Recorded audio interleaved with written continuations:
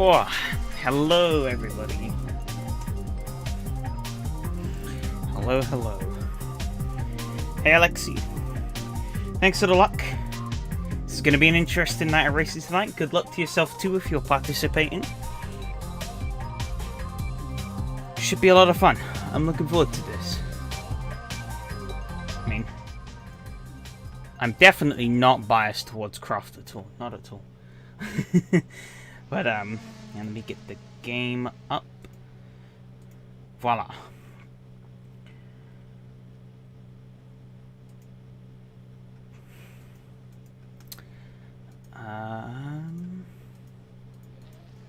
Cool. Yes.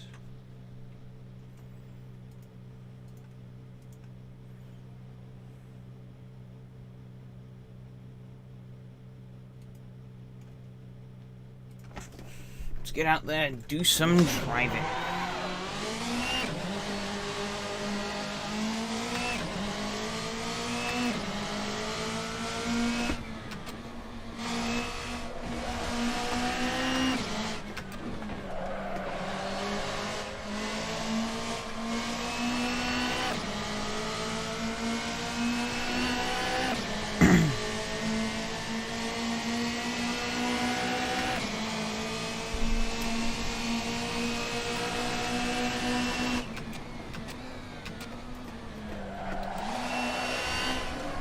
No clue what my pace is going to be like tonight, but I hope it's going to be relatively decent because Croft is my bae when it comes to tracks.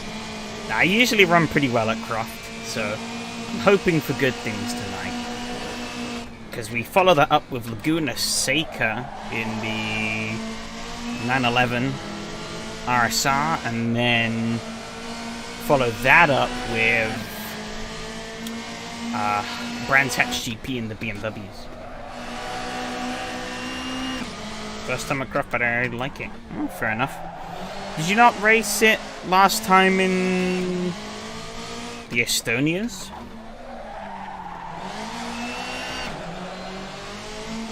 I guess you could have missed that race. But yeah, we raced in the Estonias. Thanks. Good fun.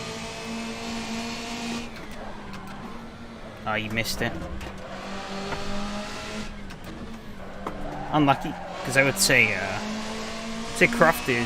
I mean, Croft, I guess, is suited to all sorts of cars. Oh, Michael bottled it in the chicane. The starts are always interesting, though. This track isn't exactly the widest of circuits. So, I remember my first ever race here at Croft was in James's BTCC series he did like last year. God, I think that was almost a year ago now. That was my first ever full SRS championship. And the start there, that was chaos. Ooh, bit of locking up there. Hello Mika, how's it going? So hey Plank, yeah, cheers for the luck. Good luck to yourself too. Yeah, the BTCC was cracking fun. It was pretty much the perfect championship to sort of springboard my way into SRS. Last turn, should you use Handbrake? You can try. I don't know if it's faster or not. I just put it in the title as a joke. Because it's probably the tightest corner that we go to. Or on the schedule.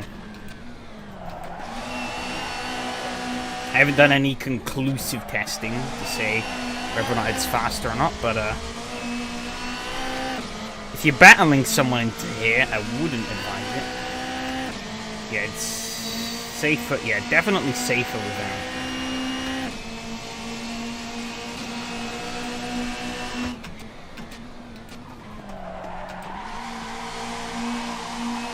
The way I have this car set up, though, it does kind of... If I brake a bit too much, it does kind of naturally just slide into the corners anyways. I'm not even touching the handbrake.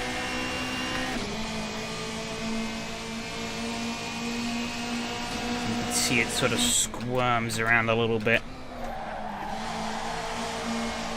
not the nicest into heavy braking zones, but when you want the car to pivot into those corners, it's quite nice. I'm finally able to catch this live. I've been interested in using this car for a while. It looks like it's been going well. Hey, Zero Bandwidth, how's it going? Yeah, this championship has been awesome so far. A bit of a slide there. This car is, I've had a lot of fun with it. And it seems like people in the championship have been having a lot of fun with it as well. The main issue with the car, I guess I would say, is its top speed. It is a very low top speed. So you can't really go running it at, like, Le Mans now. Not that you'd really want to do that anyways, but, yeah, so you gotta keep it at, like, more compact or twisty tracks. But, I think those are the tracks where this car is really at home anyways. Yeah, it's been a really fun championship so far.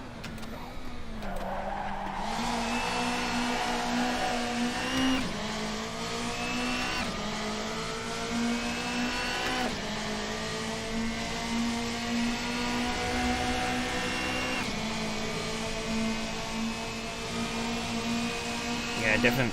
Yeah. I mean, even in rallies, in like actual like tarmac rallies, because this is like just the rally spec car. Because the rallycross one would have more torque than this. Yeah, even in like actual rallies, they run pretty short gearing, so you don't need much higher. Looking forward to eventually joining AC. It's fun again for me, but I'm slow. You'll get there eventually. Looked for some dirt course at one point, but didn't really like any of them. Yeah, I remember, like, years ago, I tried a couple of rallycross tracks in AC. I didn't really think much of them.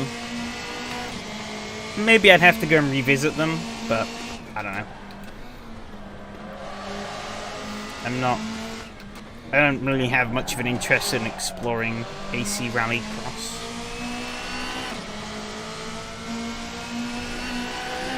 Evening, Evgeny, how's it going?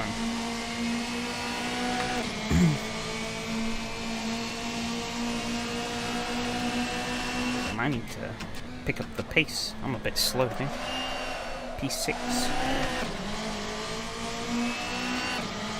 Hey Handy also, how's it going?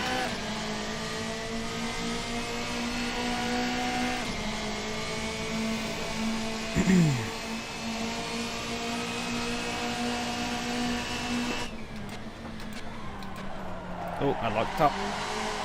Shit. You really gotta look out for track limits here at Croft. Always there to catch you out. Shucks. Oh well. Pass by working tonight, want to see how you're hustling with a small beast. Well, I've only just started doing laps really, so...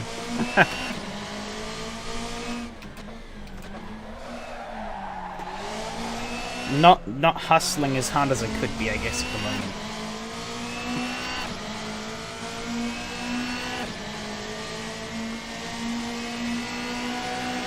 So one thing I haven't tried, because I haven't been paying attention to the speeds, but I wonder if the shorter gear ratio is more advantageous here? I really couldn't say.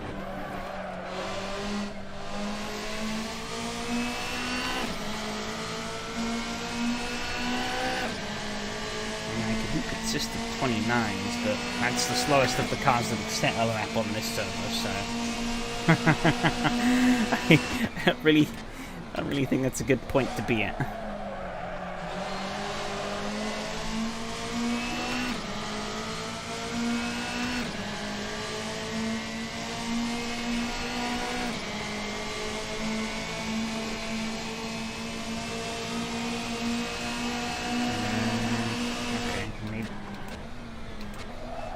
Maybe the shorter gears aren't ideal, given that we do hit the top speed of those gears. I'm not sure. No, it's practice though, I guess I could try it out. Are you getting Moza vibes lately? No, not really. I'm not in the market for a new wheelbase at the moment. I know if I decide to upgrade the wheel, I will be going direct drive, but at the moment, I don't have the space for a rig for a direct drive wheel. So, yeah, I basically, man, like, it's cool and all, but I have no interest in picking one up at the minute. Also, the Moser isn't, everyone hyped up being as, like, incredibly cheap, and yeah, it's cheaper than the CSL DD, technically, but I don't think it's as good of, it doesn't seem as good of a package as people are making it out to be, at least from my POV. Seems a little too pricey for the way people are making it out. No doubt it's a decent package, but it does seem a little overhyped. How many penalties are we collecting today? Probably loads. Probably loads. But even as a difference upgrading to a DD wheel, much better feel. That's about it, really. It just feels a lot better. You can feel the road a lot more. It's not gonna make you faster, but it's a nice thing to have. Yeah, Moser isn't that cheap yet. The new one is weaker and it's not cheap. Yeah, exactly. Yeah, people make it out to be like some incredibly cheap thing. And while actually in like Southeast Asia, it's like, I think it's like £150 cheaper or something like that than it is here. Like, it's a fair amount cheaper. But regional pricing, you know. I guess that kind of... Also, I think they're a Chinese company, aren't they, Moser? So they would have to ship that wheel all the way from over there to over here, which obviously would cost a lot of money. So I guess that explains why it's not exactly the cheapest.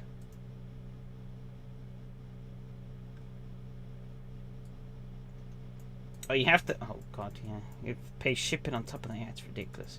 I feel like it's hype because you could probably not get your hands on Fanatec or the other DDs are 1,000 plus. Yeah. True that. True that. You know, I wonder when my brother must have put in the bid for... or his, like, slot in for the CSL DD, because he has one.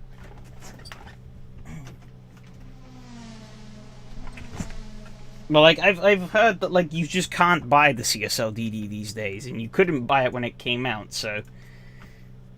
He must have been committed on buying one, like, donkeys years ago.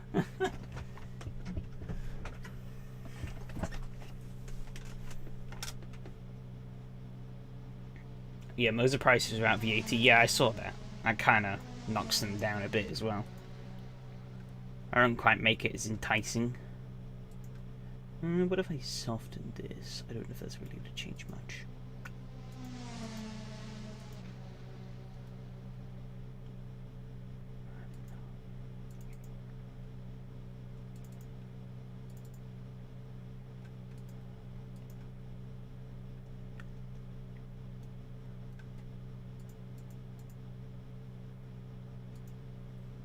See a bimmer on the schedule. Is that a Kunos one? Yeah, it's the M235i Racing, which is base game car. Maybe James can build you a DD. What? And it'll be done in like 2050.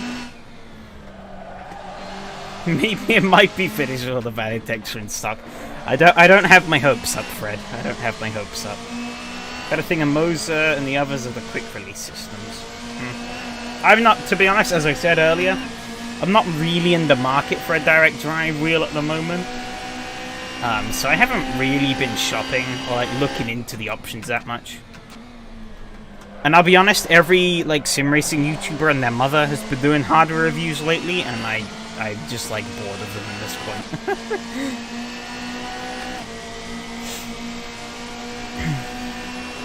Like, it seems to be, like, sim racing YouTubers have one of two destinations.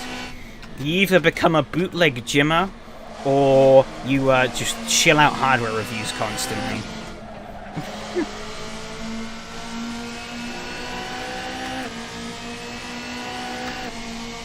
Yeah, the BMW is quite fun. Just buy a washing machine, there are some affordable DD, and then you can say you got a DD. Good point. Oh, shit. what else there is to it. I mean, there's gotta be something. Like, I don't know.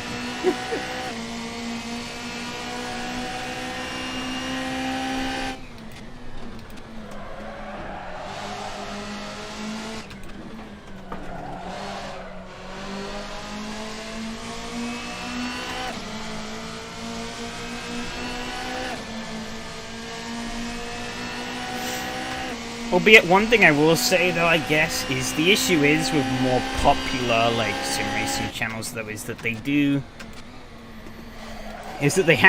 then start focusing more on the mainstream, so that kind of dilutes out a lot of what makes them cool anyways. I mean, that's the same for all YouTube channels, really. I definitely do feel like smaller YouTube channels are the ones that are more worthwhile watching these days, because, you know, they give more of a shit about what they do, and it's not all just about making maximum profit off the algorithm.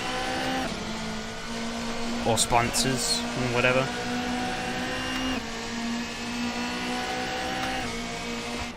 Like, real life races come into Sims.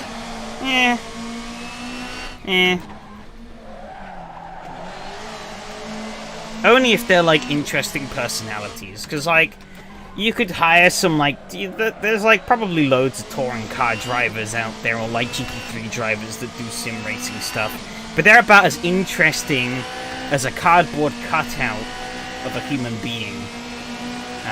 So, you know, like, nobody's gonna watch them.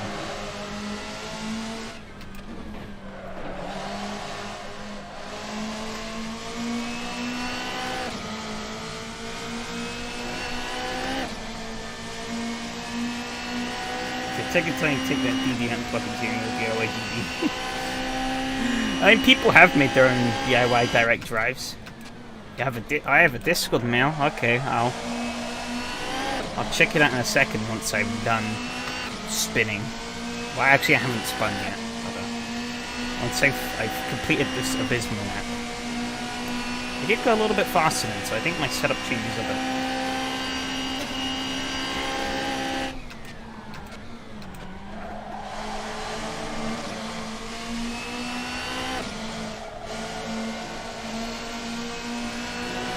I know he does some hard side here if he's a serious review, but you like watching Rosberg outside of all the memes? No, not really. I'm not really a fan of Rosberg as a person.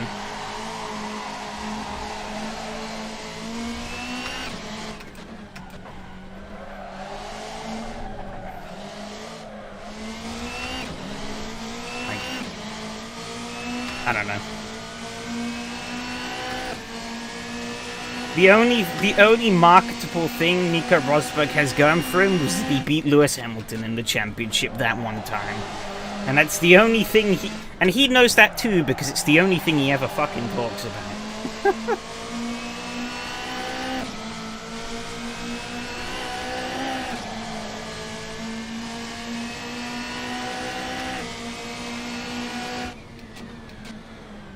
I'm right on track in front of Stuart. I was slowing down there on the straight. That was nearly a disaster.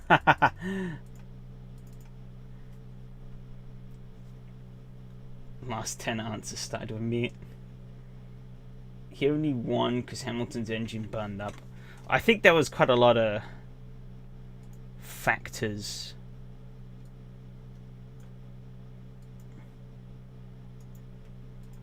Okay, there you go. Oh, cheers, Michael, for the setup. No doubt it's probably faster than what I have. And then I will proceed to ruin it, like I did all of Fred's setups that he sent me.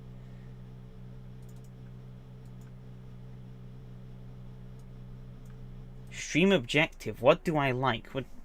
That's is a very broad question. I mean, I like sim racing. I wouldn't be doing it now, would I, if I didn't enjoy it? Shit, what's the track? Croft. Croft. Where Croft? Here we go.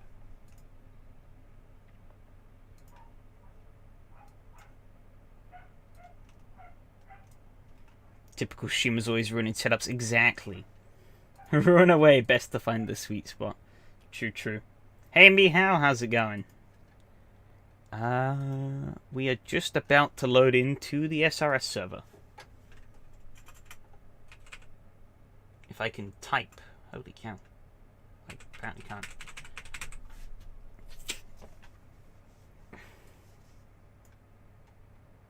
I'm still saying Imola. So it's not quite up yet.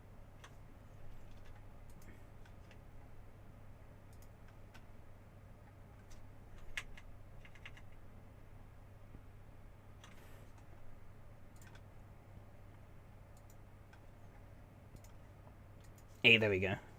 14.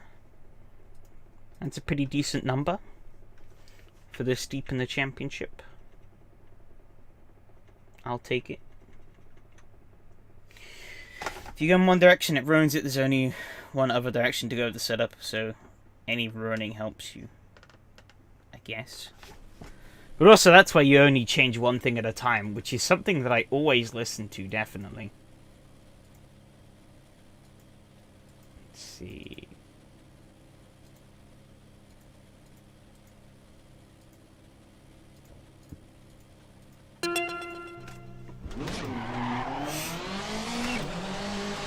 Time to drive Michael's setup and realize it's designed for a completely different driving style to the way how I drive. You know, that's one literal issue I have with some setups I download. I download them and I'm like, they're like supposedly really fast setups, and I'm like, my goodness, this drives like shit. Like, when we did that Monza GT3 race ages ago, back when SRS still did daily 1 hour races, I remember downloading the world record setup off of a RSR. And I drove it and I was like, Jesus Christ, this Ferrari does not turn. And then I spent like the next few minutes just like unscrewing the setup so that it would drive better to how I wanted it for the race.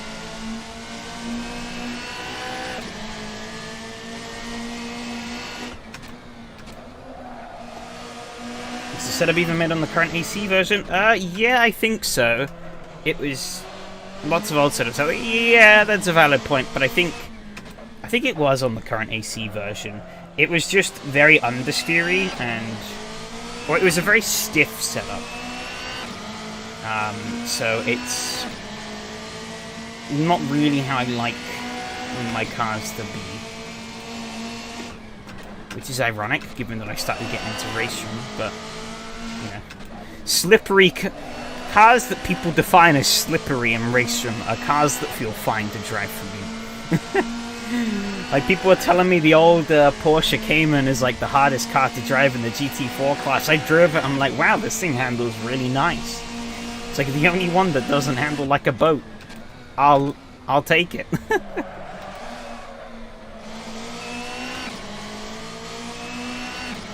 Is an old setup an issue? Just wondering. I know this game at all. It's because AC has received a lot of physics updates over the years.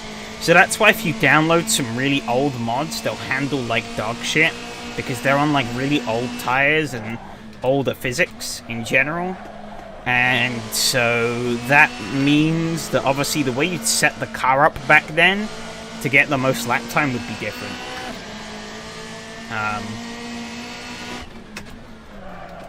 I have Handbrake myself a little bit. Michael's setup feels pretty decent now. It's very stable. But the car does pretty much seem to want to go where you point it, which I'm fine with. Well, old is in... Yeah. Made for a one version game, then it got updated.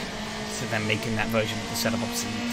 Jump to the RSR setup in James's Discord. Oh, awesome. Thanks. Yeah. I will grab that. I wonder if the new F1 drives like a faster boat on RR. I'd say it's the opposite. I don't know. I will say, I drove the car a little bit. The car handles like shit. I don't like it. But it has... Race Sim has this, like, with high downforce, high power cars, they feel very weird in Race Sim. And that's... Like, they basically are like the extremities of the handling model. You'll have a car which doesn't turn at all, you then lift off the throttle and the car will just instantly spin out on you, and it's like, okay. Like, they feel very weird. Yeah, I don't like open wheelers in R3 either. They just feel wrong in every conceivable way. I can't quite put my finger on exactly what it is, but they just feel wrong. I think Lewis RSR is the last race I've driven with Fred. He was really quick there, so the setup should be top notch.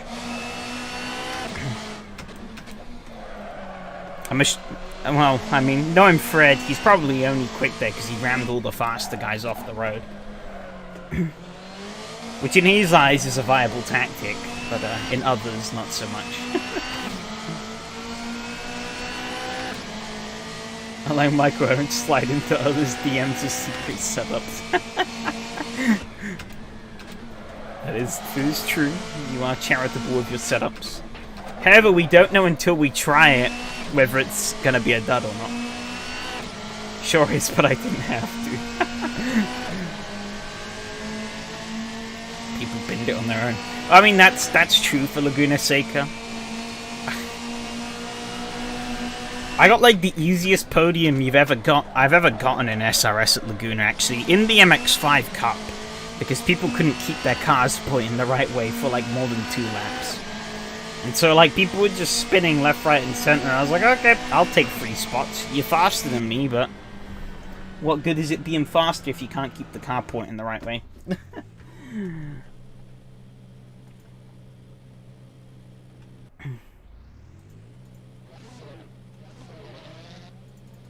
I'm gonna try pushing that brake bias down a wee bit. Let's see what I get. Oh, he increased the rear camber. Interesting. And a really good start Laguna racing, as they say. You win it in T1. Sound like karma coming into this race. Da da da da da. Nothing bad's gonna happen here. Trust me. I swear. Hopefully, maybe. I don't know.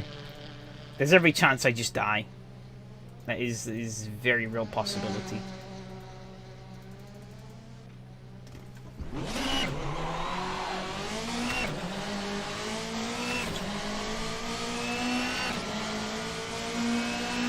More camber, what silly person made this up?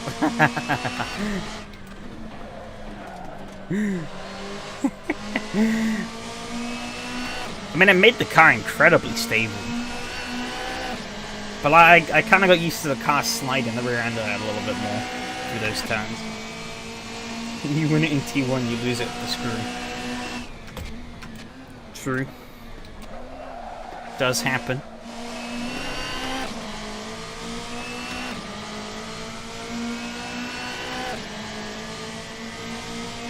But I'm looking forward to tonight's races. They should be fun. It should be being the key word. They could easily be not fun, but I think they're really good combos, so I have no complaints, personally.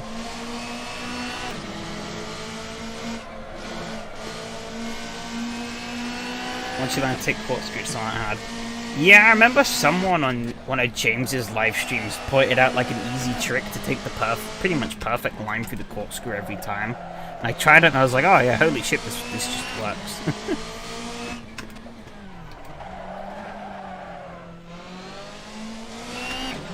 Fiesta and these British tricks have been the most fun racing in your streams, I know.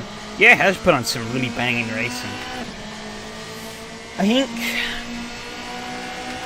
I'd say the best race in terms of raw racing this season so far for me has probably got to be when I was fighting Juan at Tor Poznan in the Bima. That was an awesome battle. But yeah, overall this championship has put on some cracking racing. Bit elbows out, but a bit of elbows out never hurt anyone.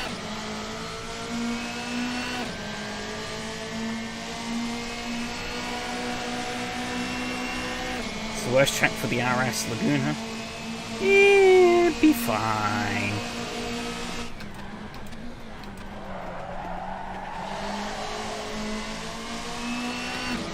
Just send it. I'm sure nothing can go wrong. Also, you said it's the worst track for the RS. I raise you. We did the Nürburgring last week. I don't think anything was worse than that.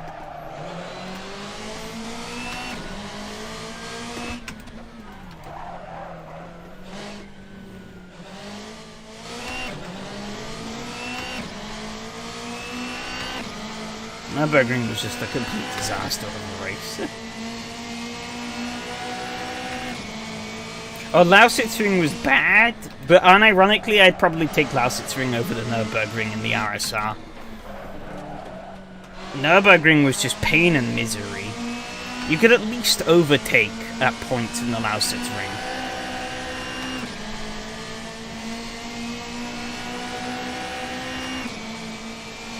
Better than the, like, 0 overtaking spots you had at Nürburgring.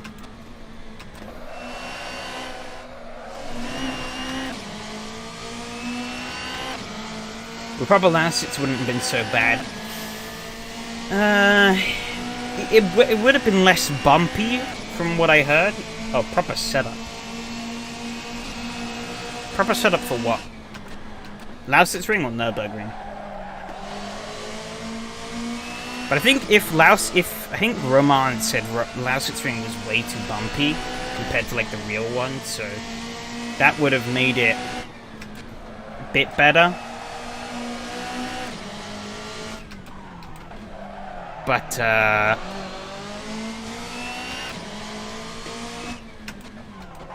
no, we're going for it. Cheeky little handbrake rip. I went faster as well. Perfect.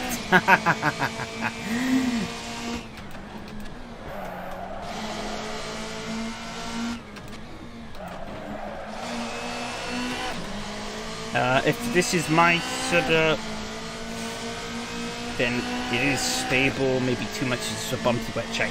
No. This is modified version of Plank's setup that he sent me on Discord.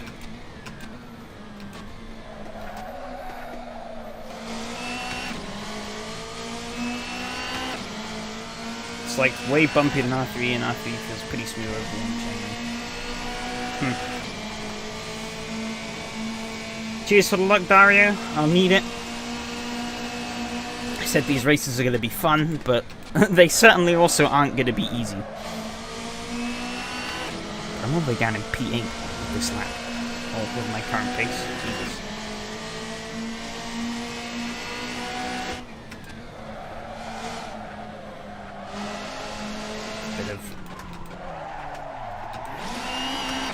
I don't think it's going to give me anything, but...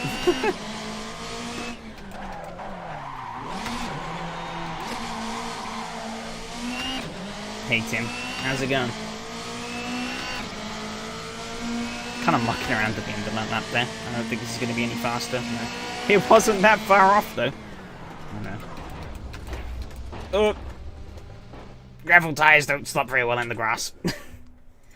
Let's take a lot of fuel out and bang on the soft tyres. Great drift, thanks.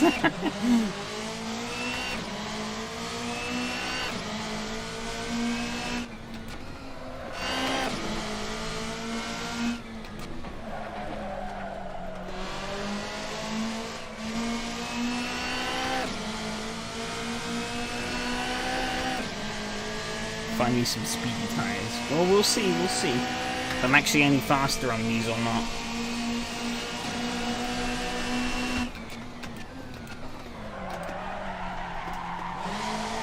If I do bad anyways, I took Michael's setup, so I can just blame him. Sounds like a solid plan.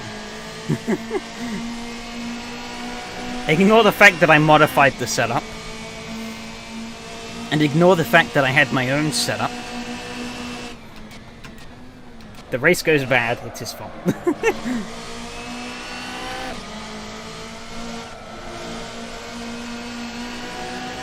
I guess how to use, so pretty clearly he gave you a bad setup. I was gonna race with Mr. Join Timer. Oh no, rip. That's a massive shame, Tim. Would have been awesome to have you here. He'd never blame the streamer exactly.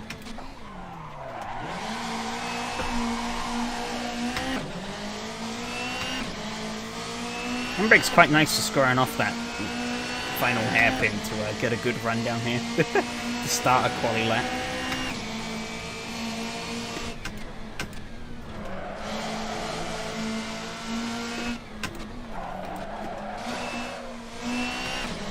I guess the issue is with this car is that it's four-wheel drive, which means it kind of incorporates some aspects of front-wheel drive, which don't play on my brain well enough. Is it faster than the handbrake? I'm unsure. I did it as a joke earlier, and I got a faster lap time, so it might be. But I really couldn't tell you. I really couldn't tell you.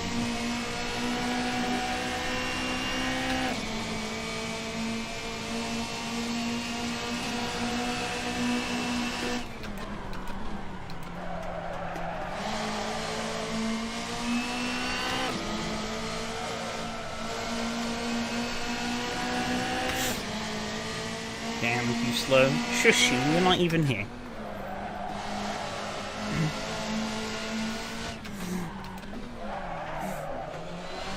If you want to cool be slow, at least be on track.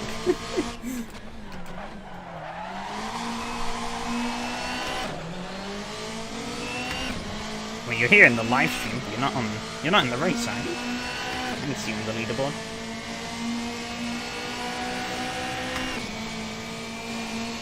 What do you mean?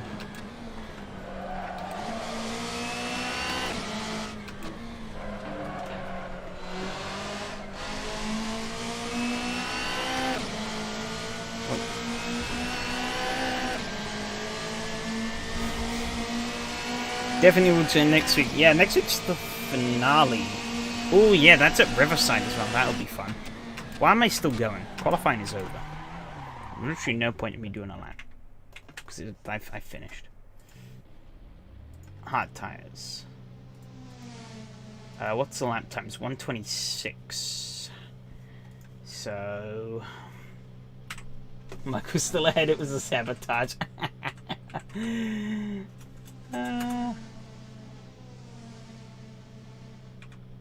Fuel calculations. 1:26.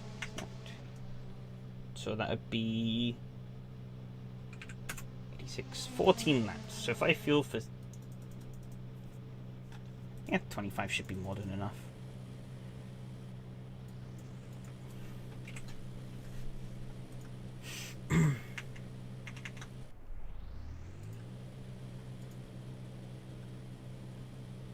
Oh, okay. I was wondering what the Discord ping was. I'll unread that message so that I can remember it later.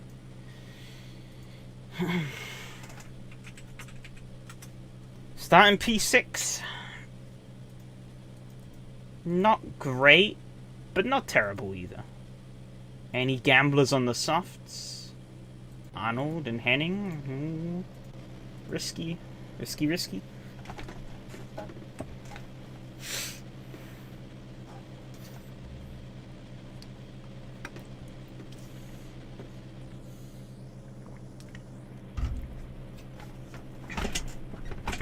Just like me, how I'll probably need it. This is going to be a juicy start. I could also just keep pinging you. I'm sure James does apply. I don't even know how much James checks his own Discord. He's always there when he... Oh! Arnold jump-started. Rip Arnold.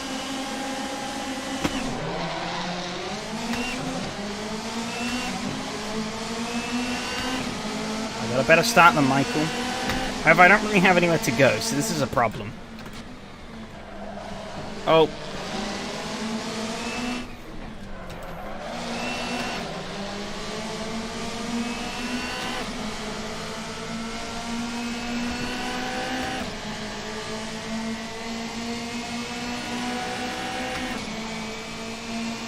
Yep, the lights are out and I got an incident point in turn 1. Fantastic. Oh my god.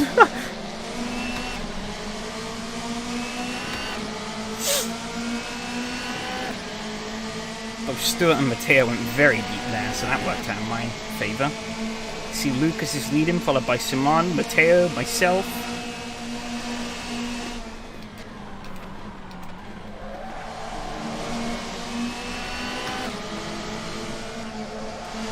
And then Michael. And then Phil.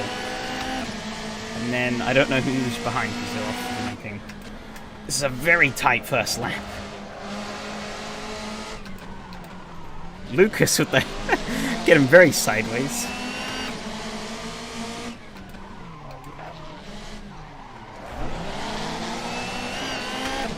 Gambled on the handbrake. It worked.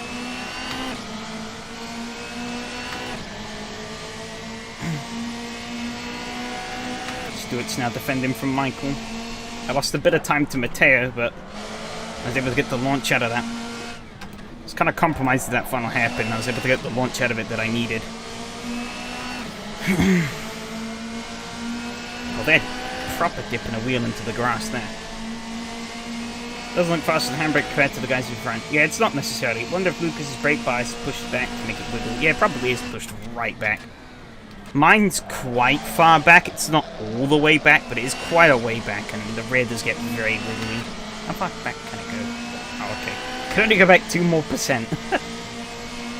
But I suspect it might also just be setup. He probably has the car sat very much on the nose, so it's very tight for the top three. Oh, that might be a penalty for Lucas. But he's going to fight back.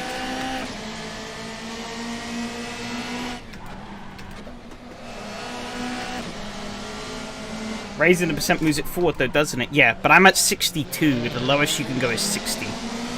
Matteo kind of held me up a bit there.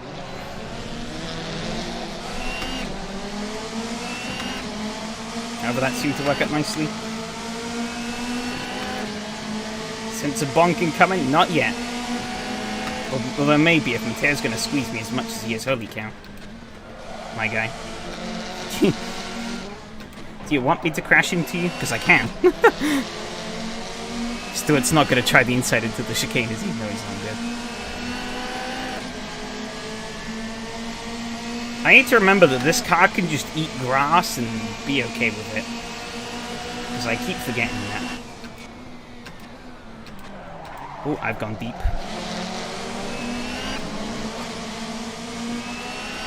Crash for the content. I nearly have several times. This has been awesome stuff.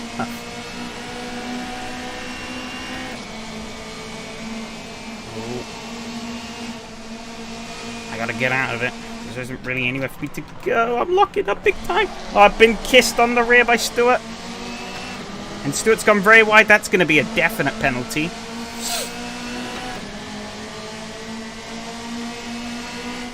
That's good, scare Matteo. I've gone too deep, that's what she said. Oh my goodness!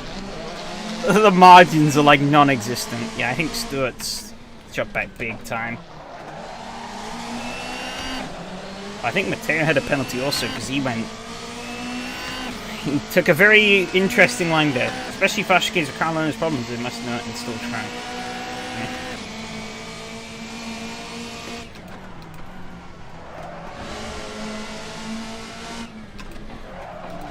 Matteo is definitely faster than me, so he's going to be on the gear. Well, the gearbox isn't back there in this car. He's going to be on the chuff. Self the surprise with some, yeah. People will try anywhere.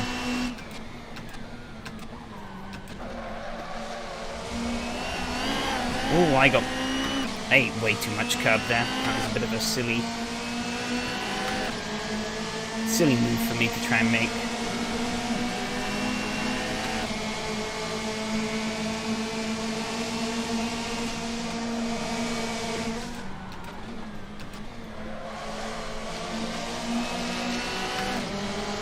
Oh, he just...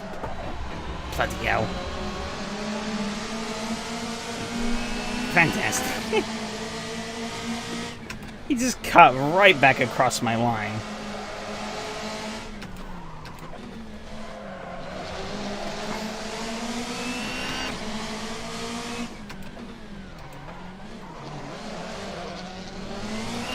If Mike had a penalty because he also went wide. Not dead. Damage on the rear. We are checking how the car feels. Pushed on. Oh, the car feels fine. Not dead. Small victory. Yeah, I could have very easily gotten a penalty there, but that was a bit of a knucklehead move from Matteo, not gonna lie.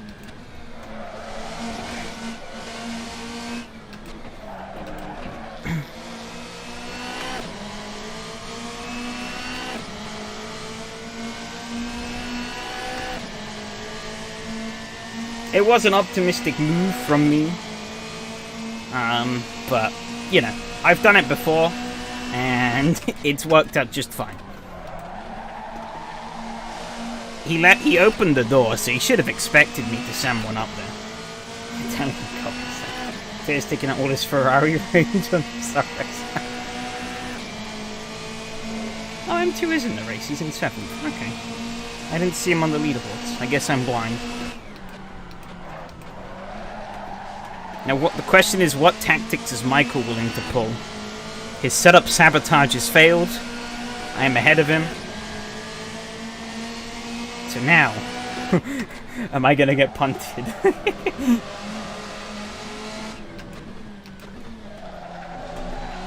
Probably.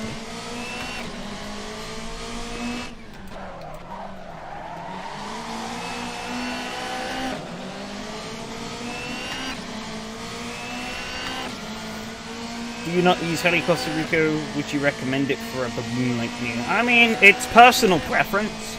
If you think it'll help you, go for it. I stopped using it because it broke for me one day, and I never bothered to get it fixed. And from then on, I just learned to live without it, so much so that I just don't need it anymore.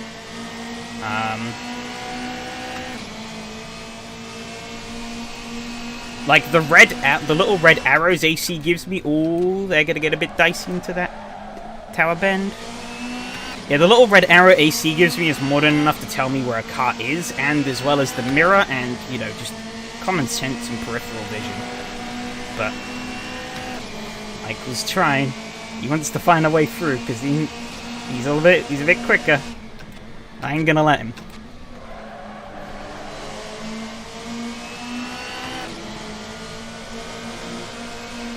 I'm going a bit wide there.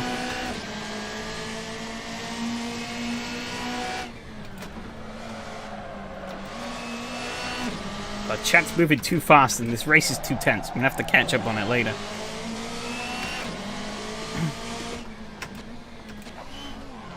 Michael's going to go over, send up the inside.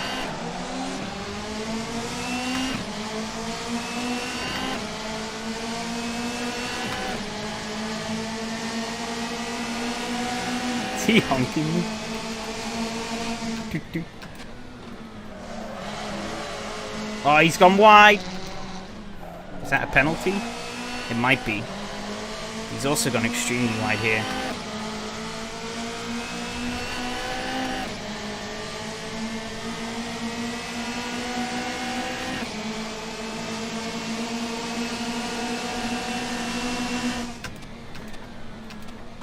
There's an interesting thing about the entry to Tower Bend. Oh, he's going to go for the switcheroo. Oh, he's going to draw level. Through here, this is going to be awesome stuff. He's going to have, oh, little wobble there from him. But no contact, I don't think, so all good.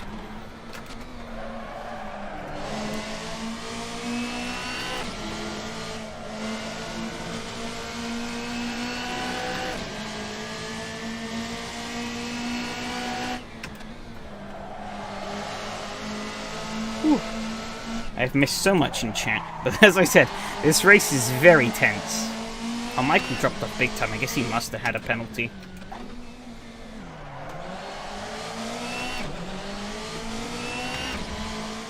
Laptop keeled over on you. Oh no! Sucks.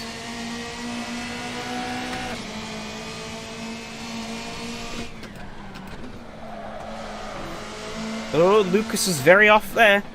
That could be the opportunity I need. Let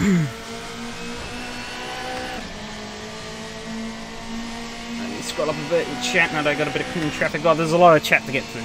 The sort of incidental contact would be fine, but you only ever SRS at its penalty system. Yeah,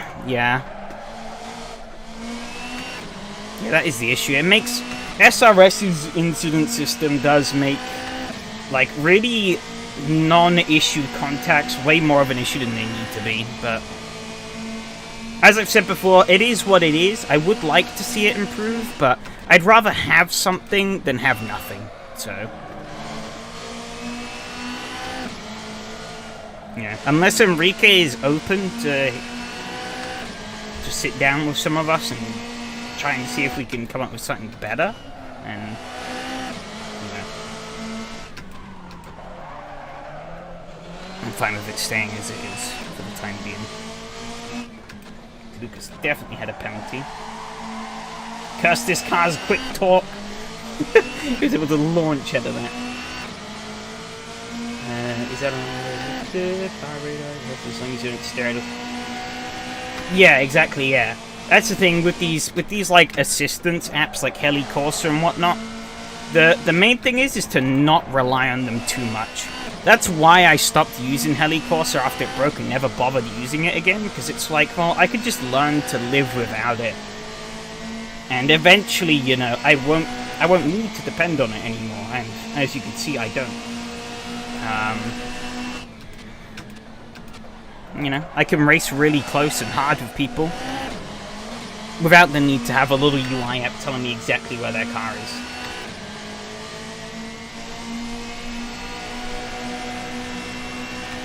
But you know, I'm not gonna knock people for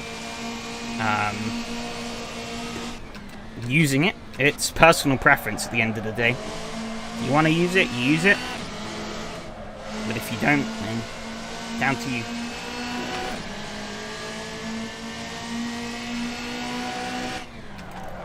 Oh, I'm too busy reading chat, went deep. I'm a bit of a no man's land at the minute as well. My tyres are starting to eat shit, so.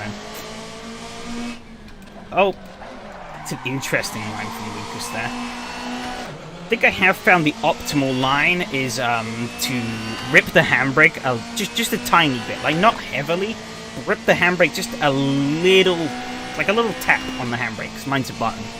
I think I found that's probably the best way to do it, because it really gets the car pivoting around on you. Put the wheel on the gravel there, whoopsie daisies. Yeah, it gets the car sort of starting to pivot, and then you can use that pivot to then begin putting the pad back down and rotate around the corner. What sort of wonky setup does Into have? I'm pretty certain he's explained it, but it's very, very wonky. He clearly hasn't got his new PC up and running yet that he spent a lot of money on. Tested a viable alternative, but he hasn't been able to put it into general use yet. Ah, interesting. Oh yeah, I remember you hinting about that a while ago. Obviously keeping hush-hush, because it's, you know, not public stuff, but, yeah, I remember reading about that, and then it just, nothing really happened. But I guess, yeah, if the difficulty is, yeah, putting some of these systems into general use is easier said than done.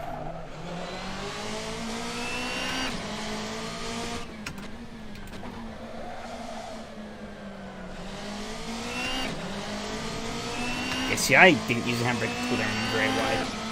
Congrats for having the ability to read and speak at the same time, even with good results. Thanks, Dark. Yeah.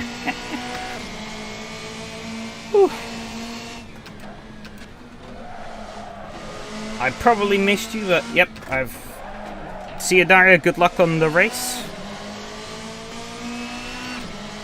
I saw the 4 Fun National Cup stuff. Looks pretty fun. Shame I won't be able to join, because obviously SRS commitments. But, yeah, best of luck and have fun with that championship.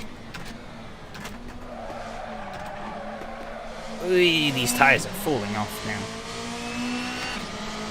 Real World GT2 with something like Helicorsa on the rear view displays. I haven't seen that. But, I mean, you kind of need that for GT drivers, because some of them are, they're a bit questionable in terms of their approach to driving.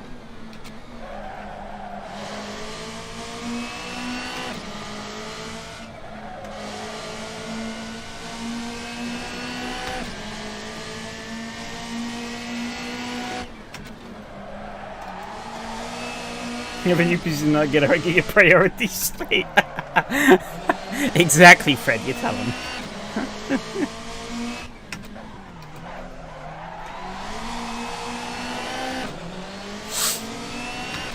I think where you 2-3 seconds of falling off, copy, box, down, box for hard. No, you see, hard is the right tire. It would be box for the super soft. Because the super soft does about a lap and then it eats shit. And there's like 2-3 laps left in this race. Depending on how the leaders are.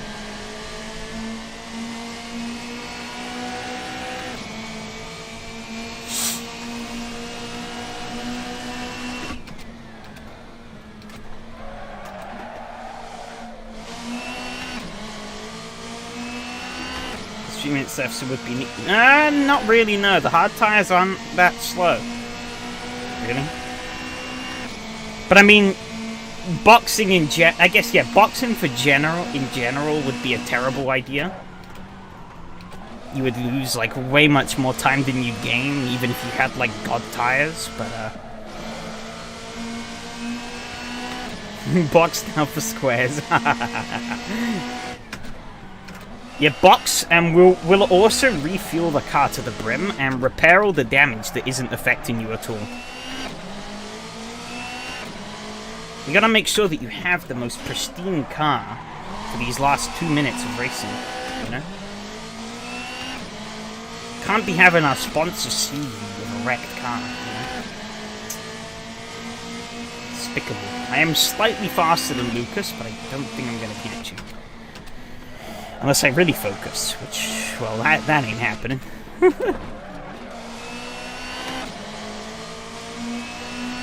Plan S. Damn, what do for Plan S?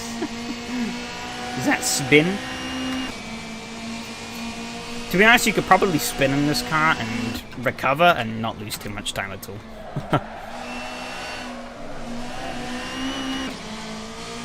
S is in send it ASAP.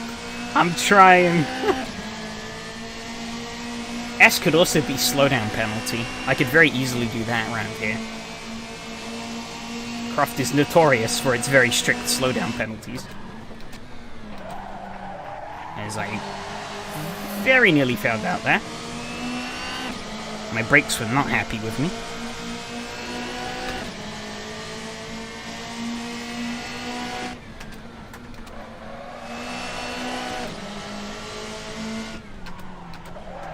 According to Pro Tires, my tires are gone. There is nothing left in them. According to that, like, left side table. Holy cow, that pack behind me is incredibly close. Phil, Stuart, and Michael. Well, again, just a little bit faster than Lucas, but not fast enough.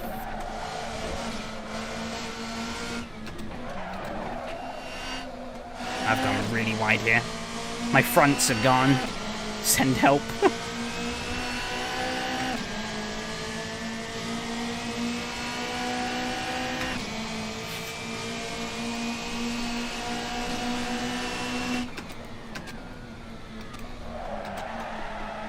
Time to pit on the exit of the final corner to get those hyper soft tires, so that I can use them for like 2 meters.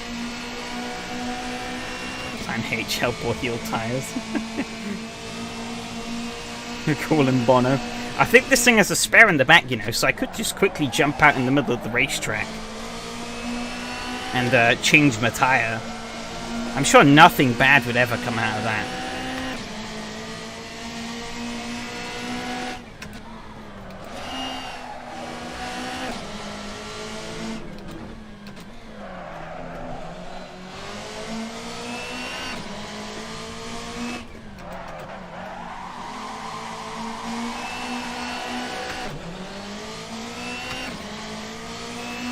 Was not to be. Was not to be. Like, he was a tiny bit faster than me that last lap. Whew! That was a lot of fun, though.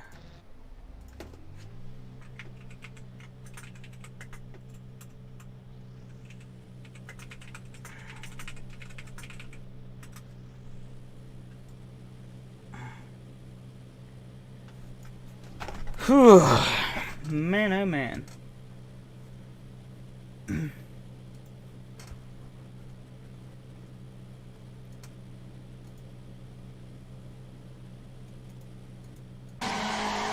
Michael getting the old donuts going.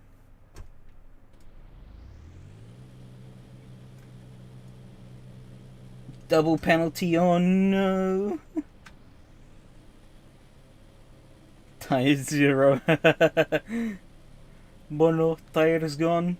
Send help. Wonder how balanced it'll be against the other Rally Legend cars. I think the big issue with the other Rally Legend cars is, last time I checked at least, they hadn't been updated. So they were still, like, really wonky and out of date.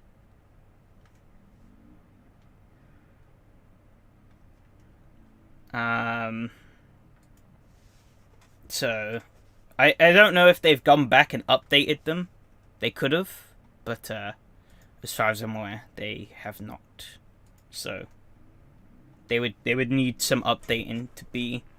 I don't know if they would be like how they would be physics wise, but at least quality wise, I don't think they're up on like V10 tires and stuff. Yeah, that was an awesome fight, yeah. Calm as a pitch, got a double penalty and had to live for 20 seconds.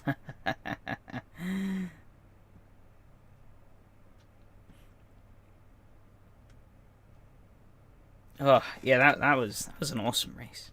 Croft delivers once again. Always does. So many messages to prove, behave, people.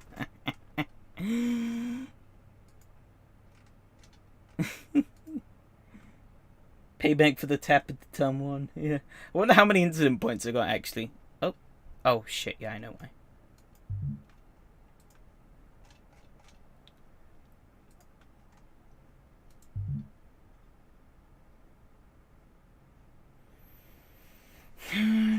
Either that or YouTube is a snowflake. Both. Can anyone join these tournaments, by the way? I don't know. When you have the SRS account set up, you can join any race, as long as you're available at the time of the race starting. If the grid fills up, then it'll just split into a second split. And it's either done on rating, or it's done on rating for round 1, and then championship positions for like subsequent rounds. To my knowledge. That's the most fun you had in a while. Good to hear. Yeah, as long as you have the required content too, yeah. Oh no, you killed Philip. Oh no. But yeah, back in like, I think like 2018 or so, there were a few SRS championships that did require a specific rating, but they've all gone now, so. I think probably because participation got too low in those. But I don't know for sure, because I wasn't really active in SRS then. Even the handbrake really distracting. It worked better than I was expecting to. Porsche is a disaster this season. In what way? I still need to get the skins wrong, I'm an idiot. Yeah, they haven't had a minimum rating series in a long time. Yeah, I haven't seen them. Oh, people are a lot less. Yeah, I guess, yeah, the grids haven't been as big. Yeah, last week at the Nürburgring. Yeah, last week at the Nürburgring, it was just the aliens. So I was, like, expecting to be at the back, but, the only series that required a rating when I was active was the 2 multi-class races. I remember when I first got my account approved for SRS, I remember seeing a Lotus 72 and Ferrari 312T championship, so like 70s F1 championship, that had a minimum requirement of a like 500 rating.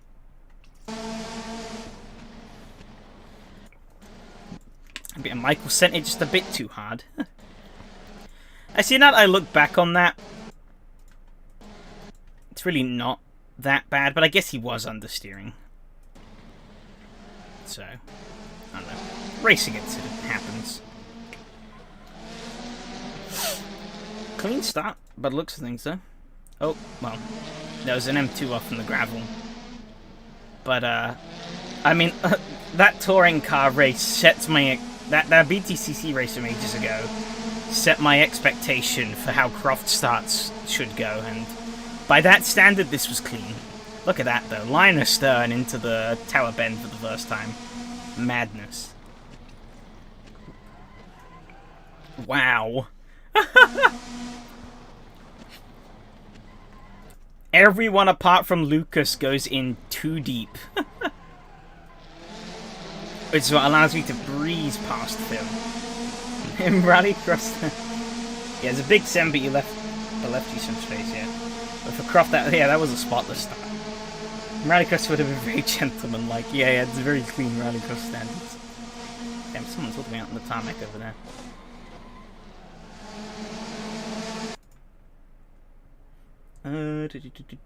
Yeah, I was surprised how like we really stayed tight. I guess it helped that Lucas was lead in the pack. Yeah, I saw there was like cars coming either way, so I was like, sod it, I'm gonna hold the middle line and then just give the handbrake a good little kick. Worked like a charm because you two sort of held each other up on that corner, and I guess I kind of parked it a little bit.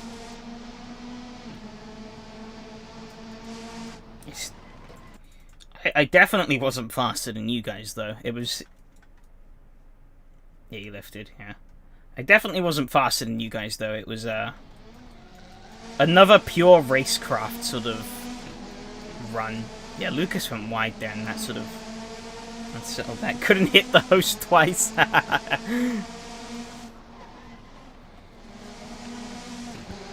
Exactly, I'm the one who should be crashing into people. Not people being crashing into me. I still got an amazing run on me here. So I just kept it really tight and then cheeky little handbrake again. Matteo being there really helped out. Because Matteo basically meant that he couldn't go anywhere.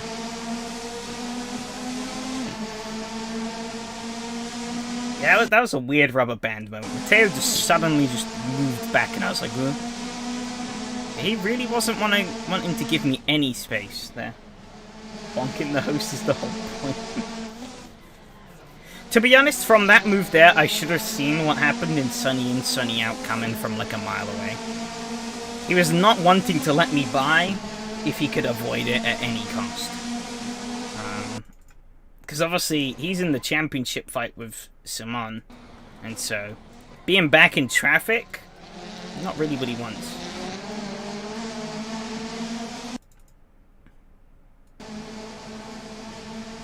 He basically ran Lucas off the road there, but he backed out of it at least. So.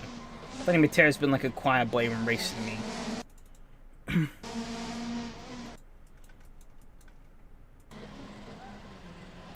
yeah, Stewart got in a bit deep then. I mean, it actually didn't do me too bad there. Kind of pointed me in the right way into the corner. It's an incident point though, which isn't ideal, but you know, it sent me the right way. Yeah, I mean, Matteo usually is pretty clean, but I think because it's so tight between the championship, between him and Simon, I think maybe, and given that it is like round 5 as well, I think he was a bit eager to get a move on. Couldn't afford to be stuck behind a slow boy like me for too long. That was a good tip to learn to good skill in front-wheel drive. Oh yeah, that was terrible. I got way too far over the curbs here. Oh, it wasn't even the curbs, it was the grass. That put me on the bounce.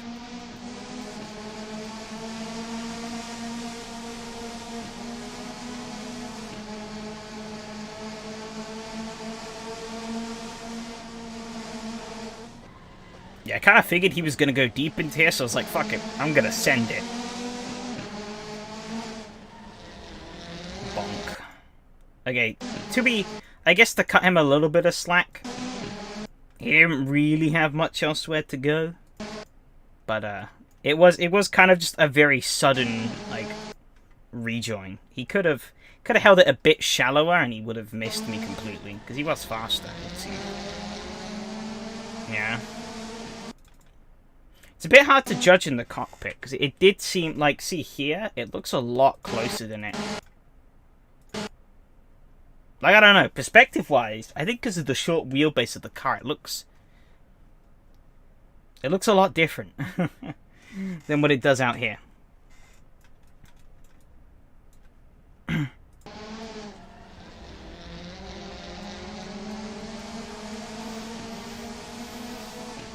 Yeah, I chalk that one more up to being... Or, yeah, that would have been nothing were this not AC and ping-pong collisions, and were it not SRS with its incident point system. That would have just been a nothing touch. Oh, Michael went very... I assume you had a penalty there? That's why you went just straight on.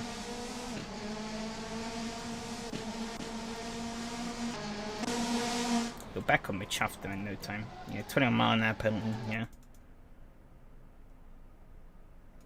And then you were right back on me. Cheeky little bit of handbrake.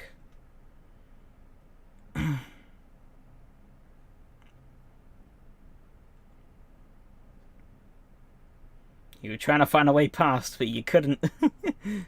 Not for a while, at least. Yeah, I should have kept tight here. I don't know why I opened the door so much. That was a bit of a silly one for me, because that allowed you right up in. Well, with the way I ripped the handbrake, it looks like he shadow punted me.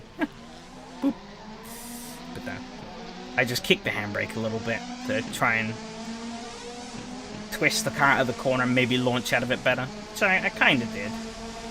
Got a better launch than I would have. I sort of squeezed. Yeah, holy cow. My perspective in the cockpit is really warped. I thought we were like somewhat alongside each other.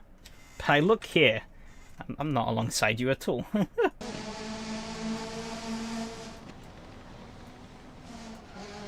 I've never had that before in AC. I don't think my perspective has ever been like felt so wonky in a car before.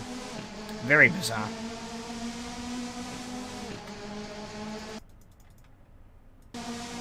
You had a little slip up there, so I looked at the inside. Glad you lifted a little earlier.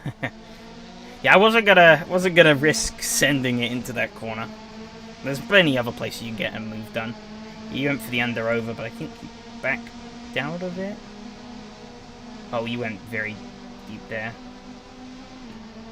It is a hatchback after all. Yeah, I guess. It's a very bizarre car proportionately for a circuit racing. Because it's very stubby, but it's also very tall. And it's also very wide. And there's Michael's penalty. Have an extra pair of glasses, Liner, out of you one. Maybe I will need them. I don't know, today's been a busy day, so I might just be fucking firing on like 2 cylinders.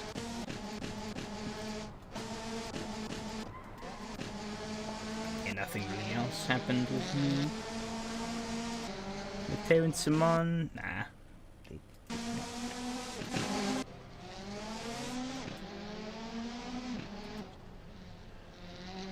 Ooh, Michael and Stuart had a pretty tight battle till the end.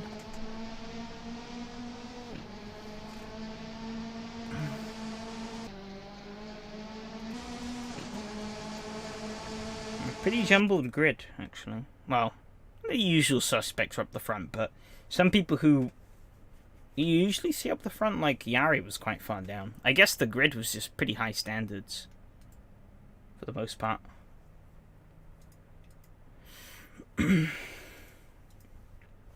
Oh wow, you fell behind both of them and then you caught them up. Mega pace. Jesus Christ. I mean, I guess I shouldn't be too surprised. You were really quick in that BTCC championship. Wouldn't front wheel drive Premier, so all that brain has gone home for the day except the one poor brain cell that has to work overtime. Indeed. You caught Stuart, and then he didn't quite get him at the end, and then did some nice donuts. One thing I do want to look at though, because it'll probably be funny. Here we go. Where does his PC die? Oh, there we go. Oh, he was ahead of Phil as well. That's a yikes.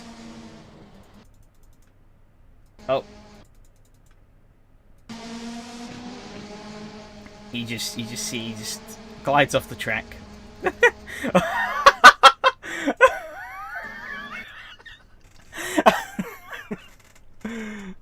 What am I witnessing? Look at that suspension.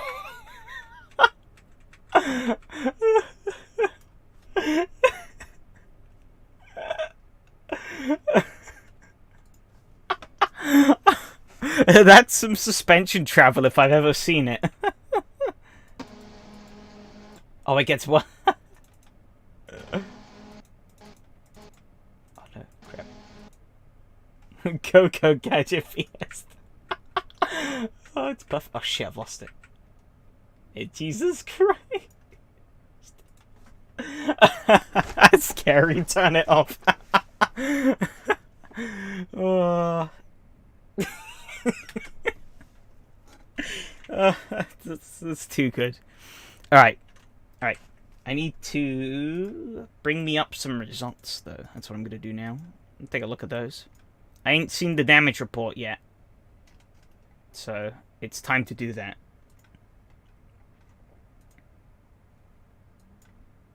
If I can find the right bloody window. Oh, it's the wrong window capture. This one. And then... there we go. Fiesta WRC bots the trick wheel. Enjoy the Porsche off for night. Alright, see ya, Michael. That was good fun. Races. Croft. 3 incident points. That could have been worse. Did have... wow. Only 3 people didn't get incident points. I mean, hey, at least you finished the race with no incidents. Only 3 incidents was the French chez les petites bongs. Yeah, oh god, yeah, everyone got incident points. So actually that kind of helps me out a little bit, because I didn't lose as much as I should have. Damn, Phil outscored me though. Darn. Oh, I got the same points as Michael too. What does that do? Oh, look at the fastest laps. See how off the pace I was. P6 in qualifying. It's okay. In the race, P6 again.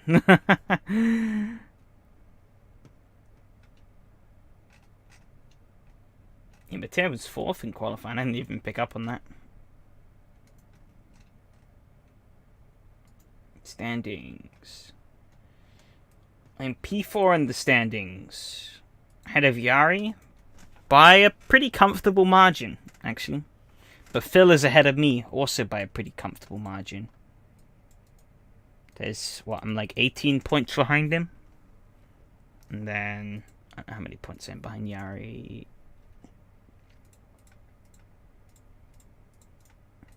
I'm 22 points ahead of Yari, so it's a pretty safe buffer on either hand.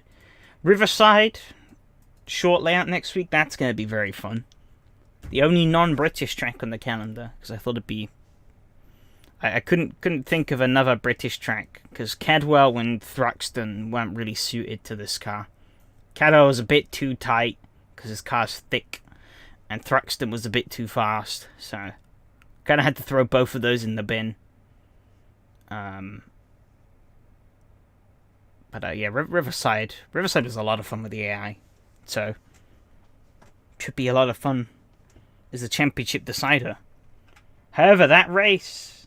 hey, yeah, that breaks up Matteo and Michael... or Matteo and Simon's sort of stalemate. I think they were tied on points going into this race. But that gives Simon a 6-point advantage. Nucky would have been yeah, it would have been. But as you rightly said, there was no SRS approved version, at least that I know of. So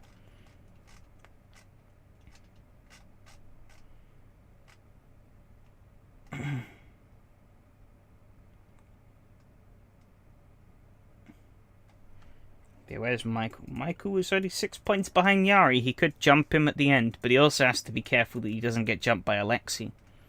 It's pretty close there. Stewart, despite missing around, is also kind of close to Rob, but maybe not as close as he would like to be to jump him. Anyways, it is time for the Porsche. So I need to close this up. I did register for the Porsche, didn't I? I hope I did. Okay, I did. 11. That's decent. Mixed talent as well, so I'm not going to be slow. Could have taken a page from Britcar's playbook and used both short layouts to Silverstone. Or basically any British club series for that matter. Because I've been to watch the 750 Motor Club 3 times now. One was for like their like major event, like the Burkitt Relay. But I also went. I've been to, which was at the Grand Prix circuit, and then I've been twice more for 2 like standard events on both the shorter layouts.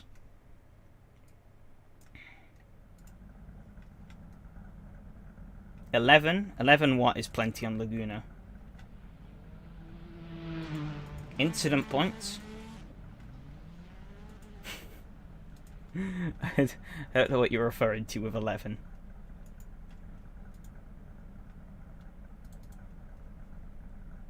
Car setups. Oh, shit, yeah, grid size. I'm stupid.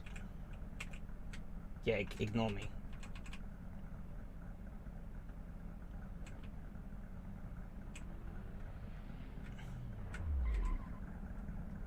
Porsche 911 RSR. Then I want... Is it KS Laguna? Yeah, it is. So annoying that Kunos couldn't be fucking consistent with their track naming and just put the KS prefix on all of them. They only had to do it. They only did it on some of them because they're idiots. Cool. That's installed. Voila! We have setup. So time to see how much this ruins the car.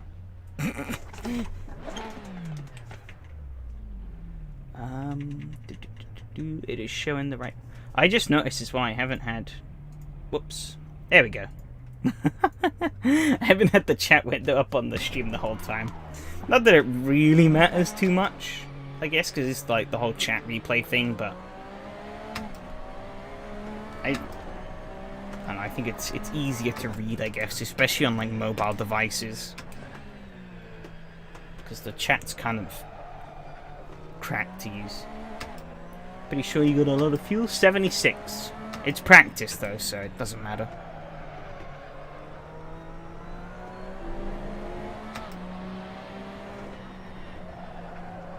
Laguna Seca, indeed. Renault Laguna Seca.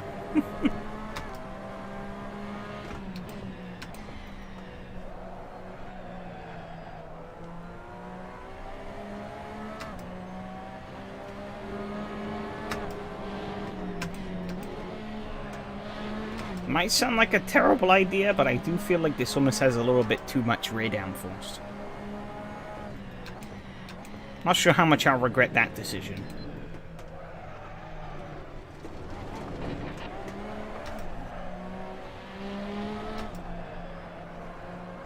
Probably very.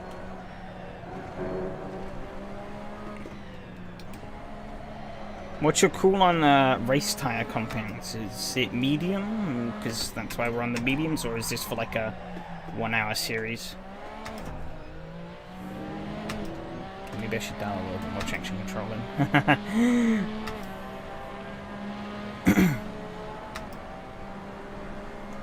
Look at this naughty boy. Not using the proper pit exit. My bet is mediums even for 20. And he's gonna squander me even. These people, eh? These people. Well, I know to watch out for him in the race, because...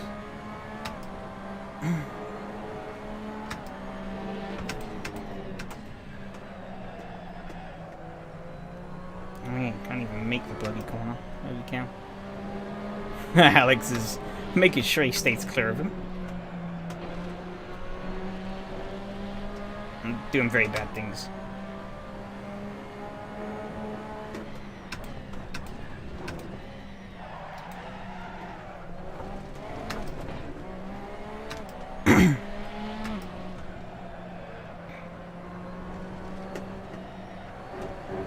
Oh yeah, this thing definitely understeers too much. Okay, I'm just gonna straight run.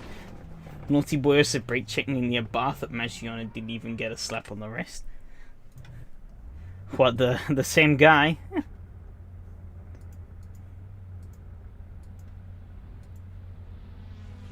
Yeah, no first gear in Cork, please. I will conveniently forget that every time. Don't you worry.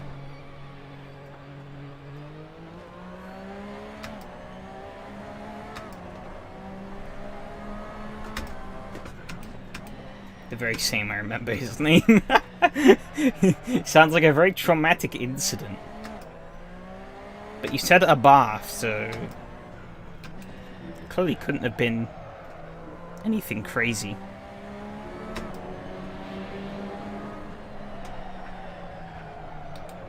New practice is over. Shite.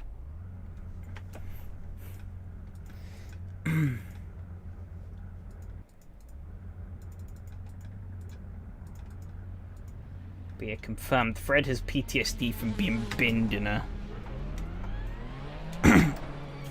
bloody a bath race. Oh, they're doing it here. Naughty.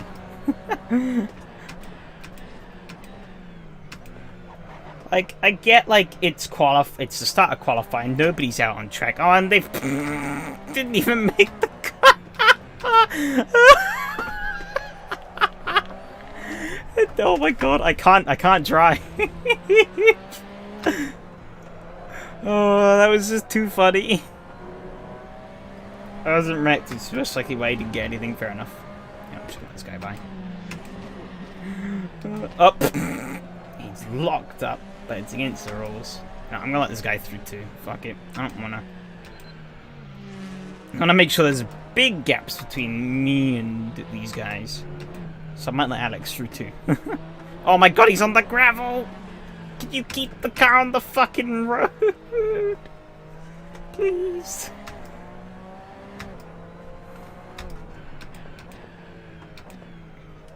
So what, second gear corkscrew then?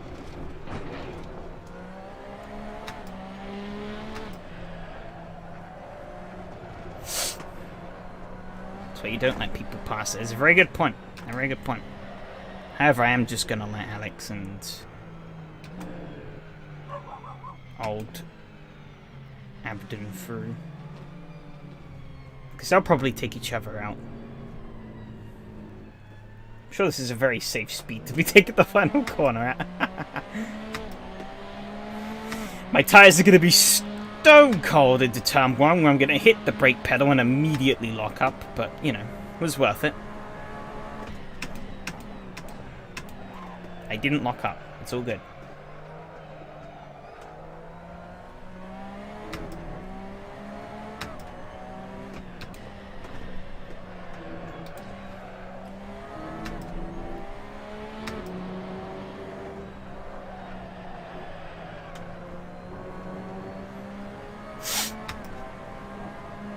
Oh shit.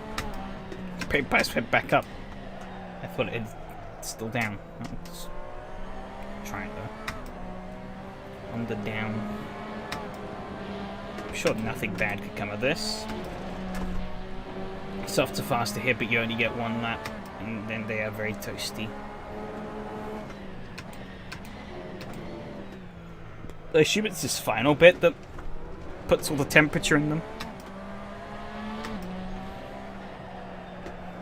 Because I imagine these are pretty load-bearing corners. I got a lot of understeer there, fantastic. Oh, I don't know who that. Oh my god. Okay, this brake bias was not a good idea.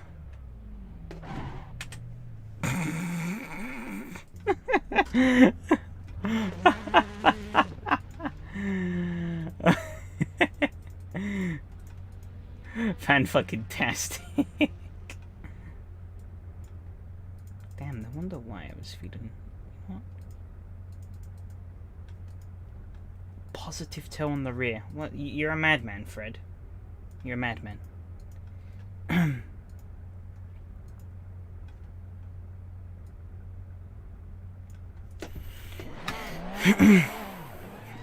Try this out.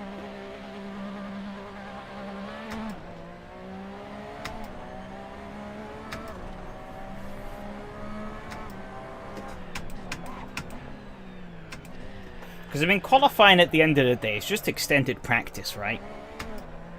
Right? I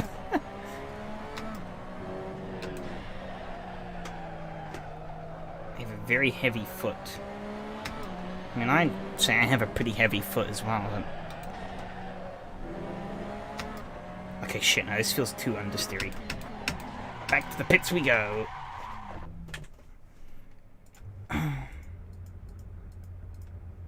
Move one click. That should be fun.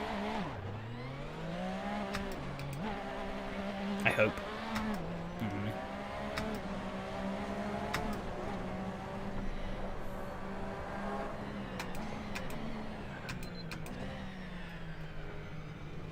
I actually need to, like, do a lap now as well.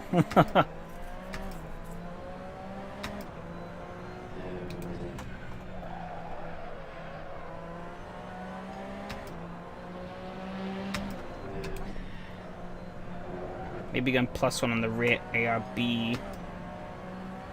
It's better for you, probably. Didn't hear the word after extended. Extended what? Extended my car warranty? Probably need that here. Oh, he's gonna let me by. I need to probably crash into me at the kink. I'm not on a lap, but thanks, my guy.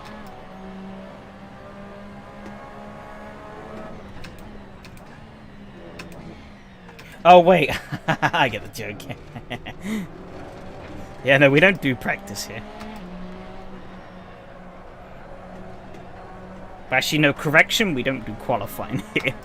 We use qualifying as practice because we didn't practice during the practice. That is the true way of doing things here.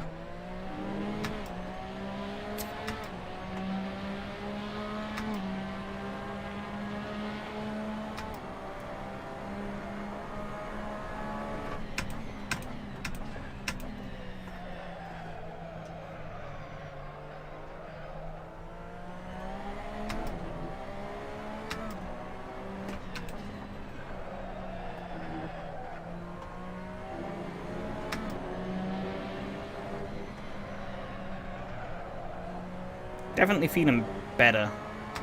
This is a more comfortable balance, I feel. Maybe still a little bit on the understeery side, but it's manageable. It's much more manageable.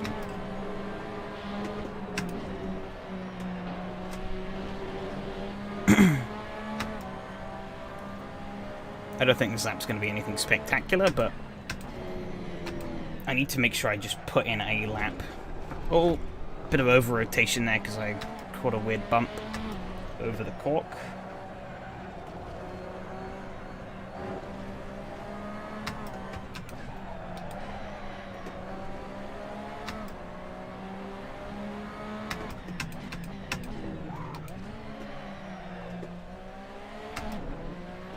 Seeing as this is fourth, though. Maybe I can get fourth on the grid. I don't know.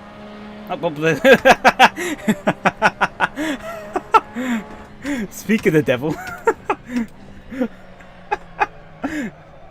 Was spot on. Oh, and he's binned it.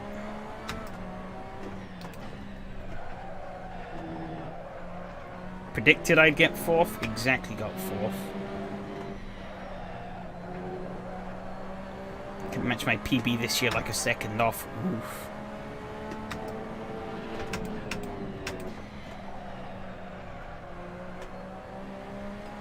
Feels different. Maybe slightly different conditions, like around the track. Ooh, that wasn't good. Probably still make up that time though.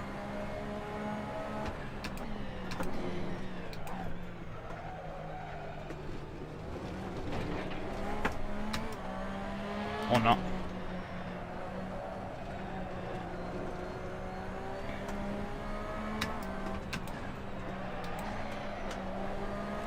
Am I off pole? Apparently not that much.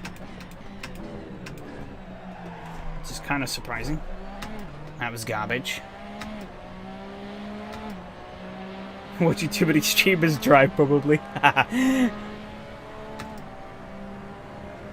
Don't know what would give you that impression.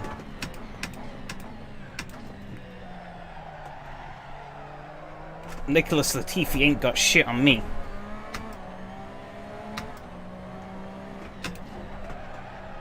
I see what you mean by the softs getting toasty.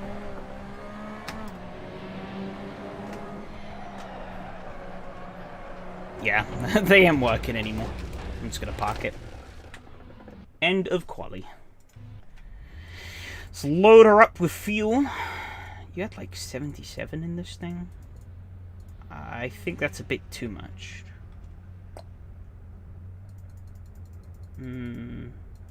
What's the lap times? 1 minute 20. Put 56 in. ARB. Where's the ARB? One click up. It was... Oh, okay, so this was for an hour race. Okay, that makes sense. Oh, wait, I should switch to the mediums.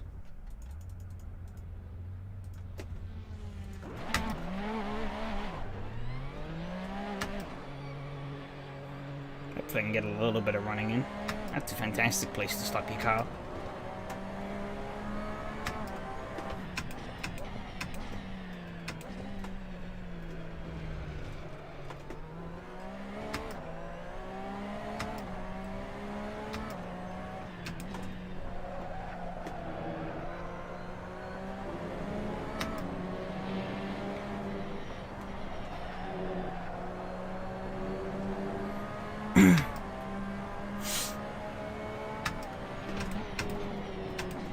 This definitely feels better with the extra click on the ARB. Oh, a little bit too much throttle there.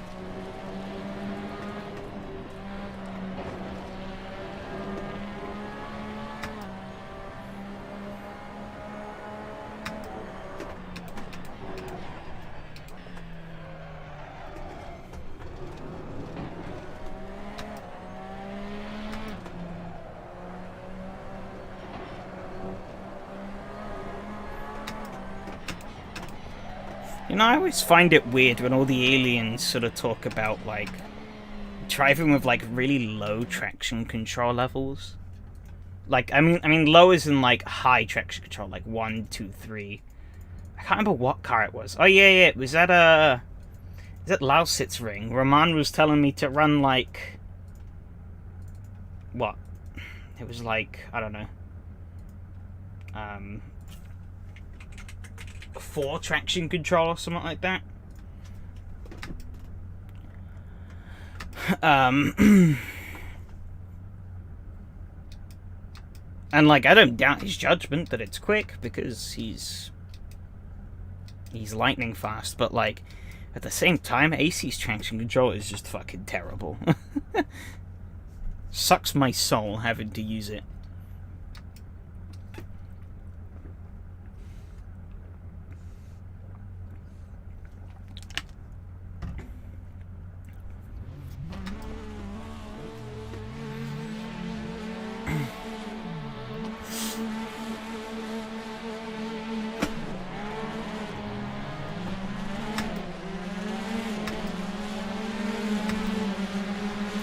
Terrible stuff, and I don't really have anywhere to go.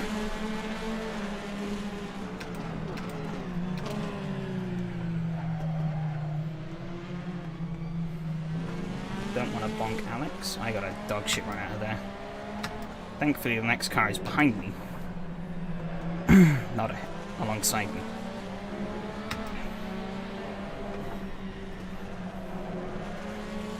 Okay, be good. Oh wow, all the Fred, you lied to me. It looks like all the cars ahead of me have gone for the soft tyre. Should have gone 3 wide there or at the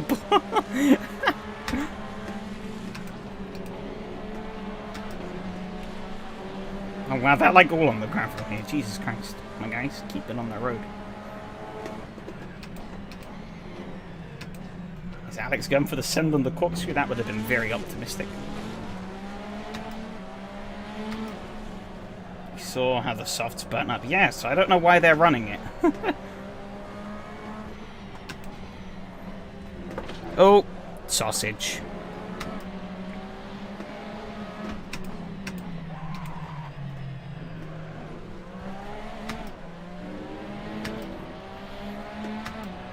Softs aren't that much faster either. Yeah, it kind of feels that way. You're not having my inside. I'm also going to make the corner, so haha. Sucks to suck.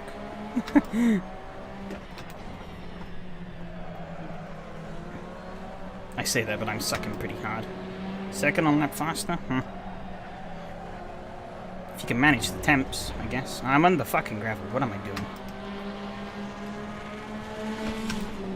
The car's too big for this track. Oh my god. It's really good at...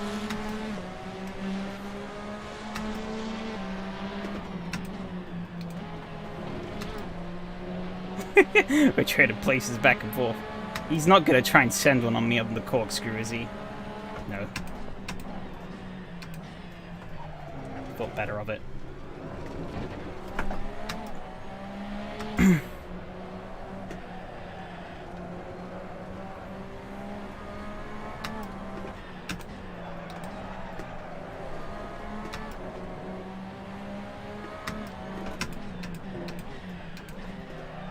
Oh shit.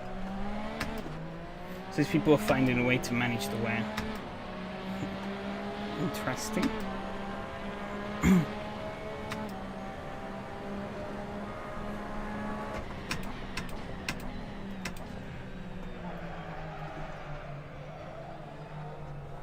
Daily reminder that I suck at the Andretti hairpin.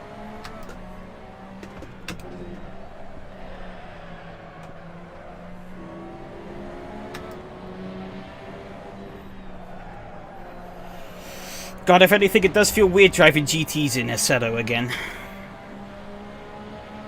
I got too used to driving the GT4 in Race Room. You didn't have much pace there anyway. Thanks. All about not dying. Exactly.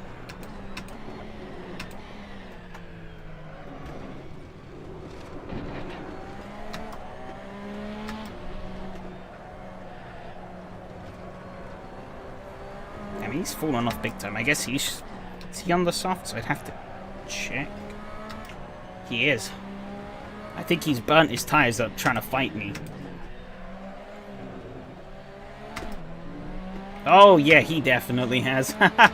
He's cooked them.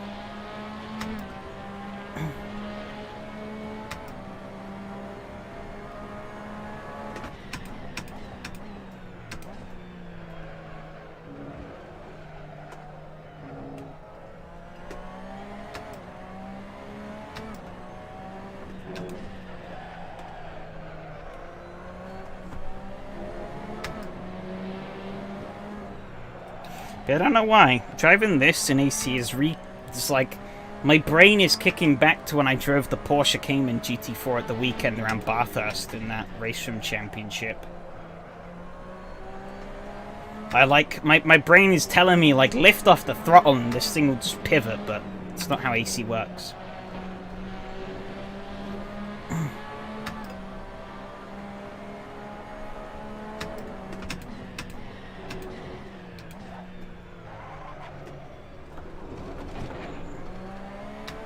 A little bit on the gravel there. How many times you die on the mounting? Surprisingly, 0. I did not die once.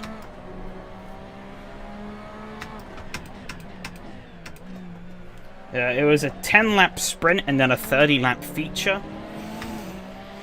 And I finished 8th overall, 2nd in class in the sprint. And then Oh, that's a big lock. And then 4th overall, 1st in class in the feature race. In both, purely by virtue of just not dying. There were like like I was faster than like the backmarker GT4s, obviously, but like the front row of the GT4 field, at least in qualifying, the front row, they were like alien pace. But they did silly things and got caught up in incidents. And that, whilst I didn't, I kept a very measured approach. Was aggressive when I needed to be. Was calm and collected when not. And, yeah, that eventually led to me winning out big time. Now, I'll be honest, this car is not as fun around here as I thought it would be. I'm used to driving this thing in, like, MX-5. And in the MX-5, this track is an absolute banger. Because you can throw that thing around like there's no tomorrow. But this, you, I don't know. It's not as happy. Worst combo of the season, told you? No. Nürburgring exists. Nürburgring takes the cake. Like, there is no argument. I can at least drive this track without wanting to tear my eyeballs out. You know?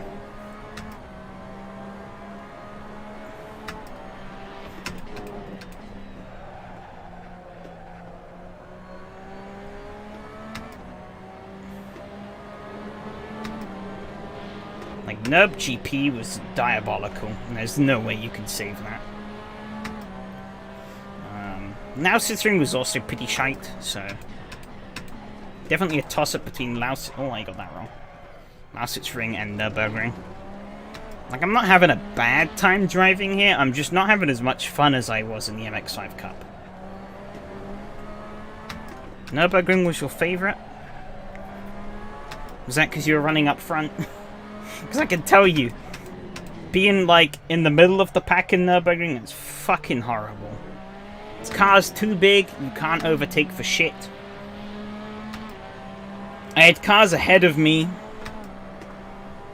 making mistakes, and I just couldn't get past them because I just had no space.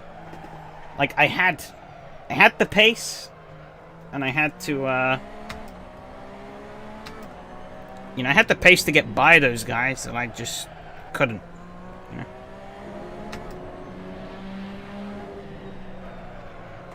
It was balanced on tyre wear. Yeah. Do have to compete with the fun factor of the MX-5 Cup in general. Varies from track to track.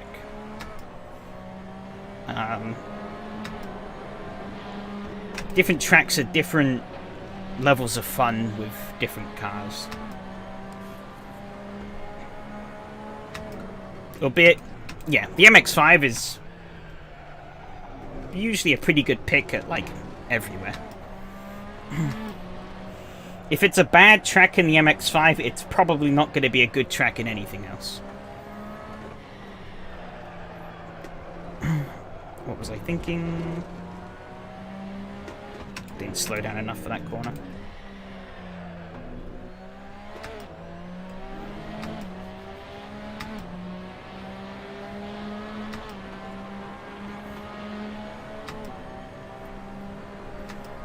Nah, yeah, like, you say you practice, but I mean, no matter how much I practice, I am never finding a groove around Nürburgring GP. It's just, I have raced that track several times in SRS. I've raced it in other races. It's just a track that never clicks with me.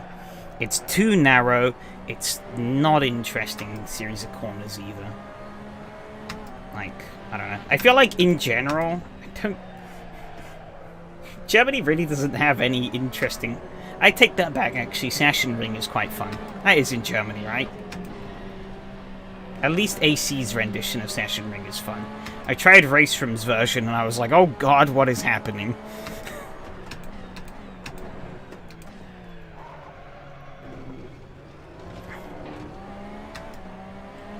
Zaxxon. Oh, I'm so terribly sorry.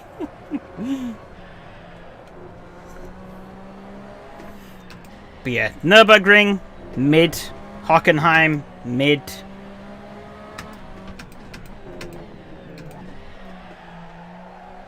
Sauber C9 is the best beginner car, indeed. Nothing can go wrong. 100% turbo as well. Very beginner friendly.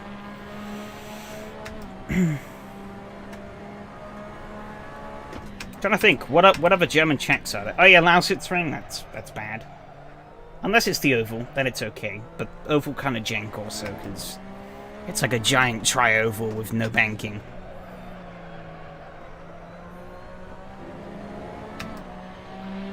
Oh yeah, Oschersleben. Oschersleben is a track that I forget exists every time. I see people drive on Oschersleben, and I'm like, what track are you driving on? And they're like, Oschersleben. I'm like, oh, okay, that makes sense. Like, oops. Like, genuinely, I literally forget it exists all the time. Until somebody brings it up.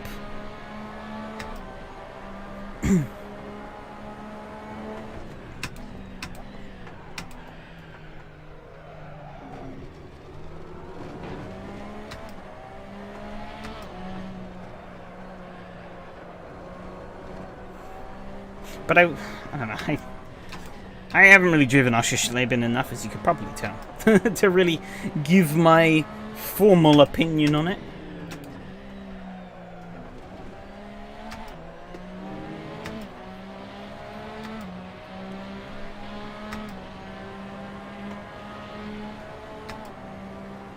Is that really all the tracks there are in Germany? I can't think of any more. There's got to be more. Right? Got to be, for a country that's so big on its motorsports. Oh well, is so influential in the automotive industry and auto racing industry. They surely have more tracks.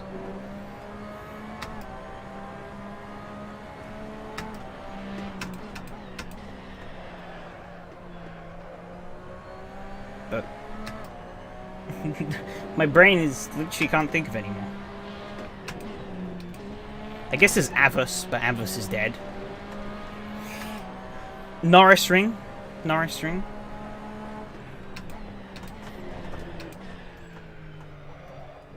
Yeah, how could I forget the Norrisring?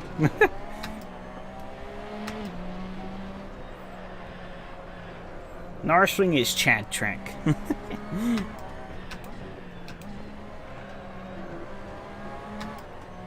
Get some crap. Oh yeah, the Berlin E-Prix. Yeah.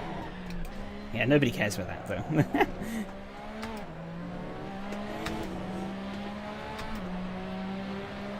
Yeah, because the Formula E track layouts are just terrible. Bilsterberg. Isn't that that one track that isn't actually a racetrack? Like it's a racetrack, but it's not used for racing. It's literally just like a PR center, which basically renders it kind of pointless. Well, it has a point, and it probably makes a lot of money from that point, more than it would do from racing, but you know. It's like a mini Nords. Yeah, but isn't that the track where they don't actually do any racing in real life?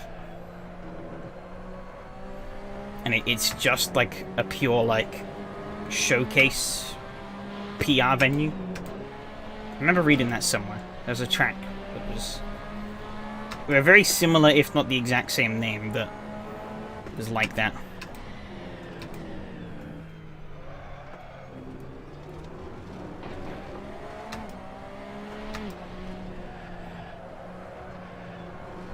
But obviously when they add it into racing sims, it obviously is going to be used for racing, because what else?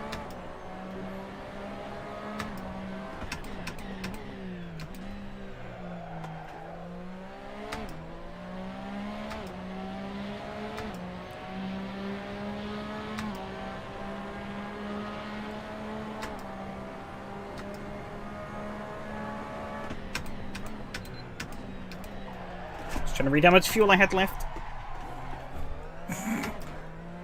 But I couldn't because my camera moved forward. Whoops.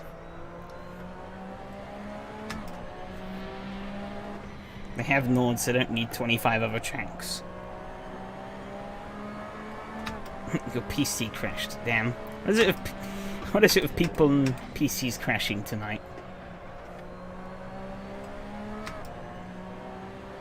It seems like it's mostly track day or events. Yeah, see? Told you. Track just for PR events.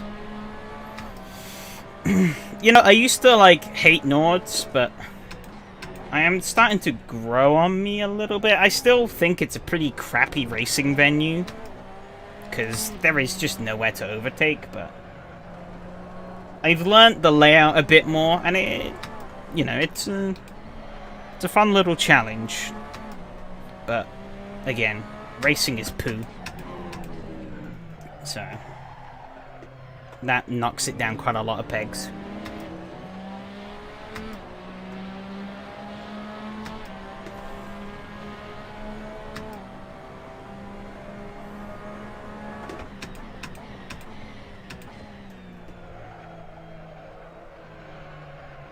You would do hot laps, track days, or proper endurance. Yeah, but I think even in a 24-hour race, it's pretty much just...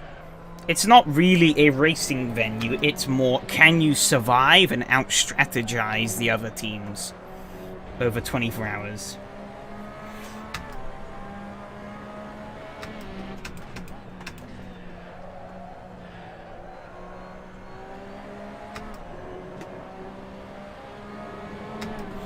I basically spun against Dirty Hairpin, and he is still nowhere near me. I am literally in no man's land. I've just been cruising. What am I doing? I went way too slow into there. Yeah, a lot of effort to keep concentration, different kind of racing. Yeah, that is very true. I mean, I did do a 1.2 hour race there in a race from the other weekend, and that was fun. You know, it was fun trying to like. It's definitely a check where you got to pick the right car, because I did that in the Porsche Cup, and that car was pretty much perfect. It's fast, it's agile, and that car keeps you on your toes.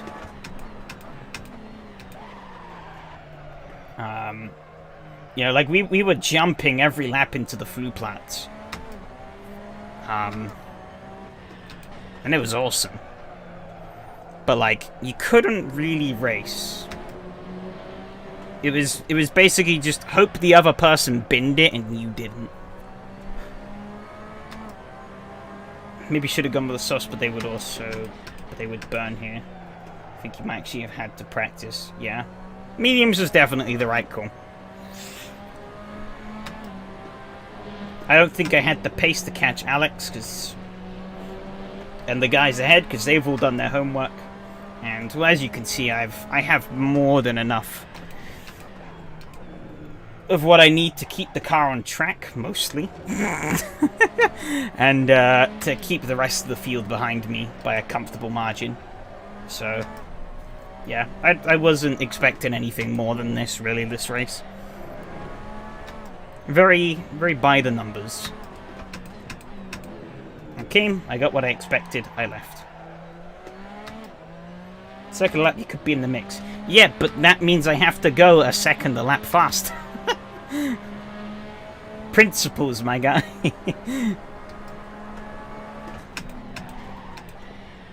At the level we're at, a second a lap is not easy to come by. P5 still above average finishing position? What do you mean? Haven't I got like average P5? I don't know, I have a lot of top 5s.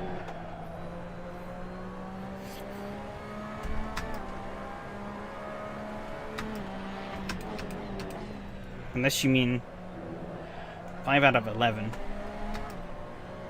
Oh, so you mean it's like above the median, or like the exact middle point. He calls it top 5. It is a top 5. I am in the top 5.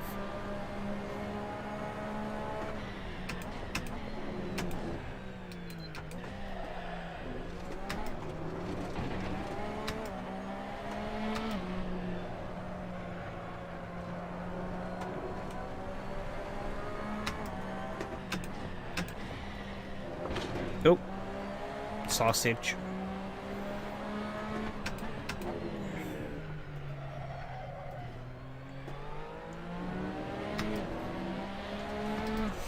Yeah, it's a nice, cozy race. Nothing really to write home about, but it was... I didn't hate it.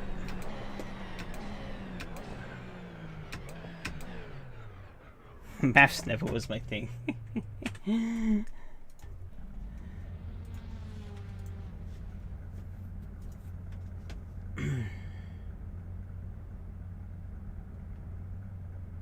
Look at those gaps.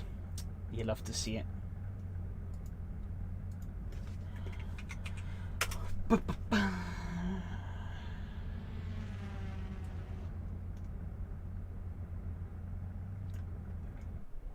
Didn't take the opportunity to go 3 wide at the start. Yeah, but I wouldn't have kept it had I gotten the place. I would have just caused a massive accident and then probably wrecked. Or caused the massive accident and then probably bottled it on my own. Is it really worth saving the replay? I'll save it, but I don't think there's really anything worth watching. I guess maybe the opening. I don't know.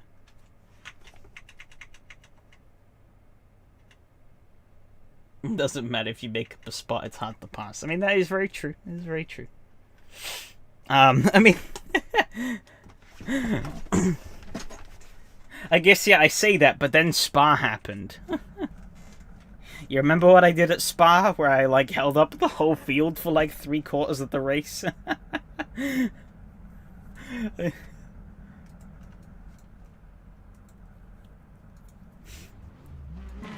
That was a funny one.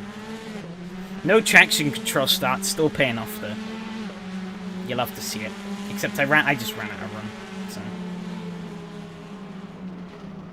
But exactly. You can pass at Spa, but they couldn't pass me.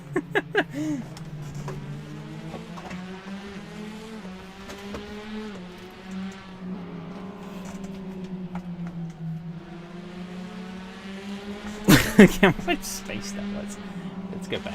Right. There was the space. However, there's a kink into a braking zone. You see, look what they did. Yeah, see, he's over into the pit lane. And then he veers back onto the track. I would have gotten killed. I would have been sandwiched.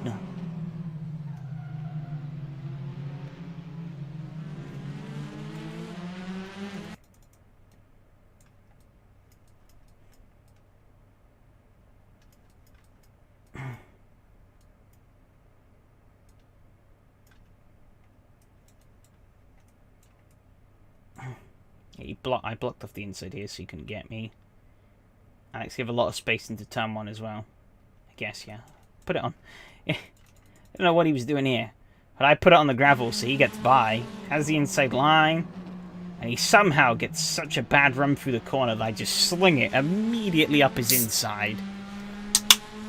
And have the run on him going up the hill so he has to back out into the kink.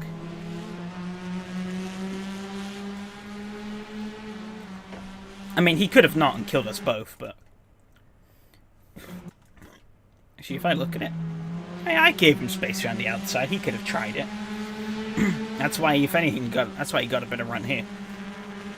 I wasn't sure if he was going to send it on me or not.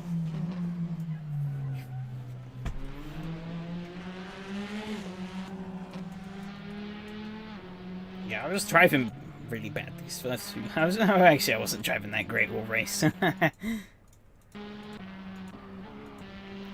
Where's the lap where I spun? Kinda. 125, was it here?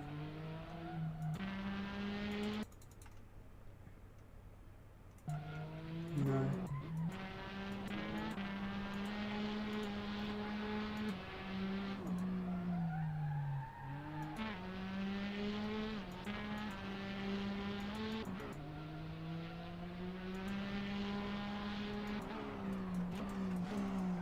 Here it is. Well,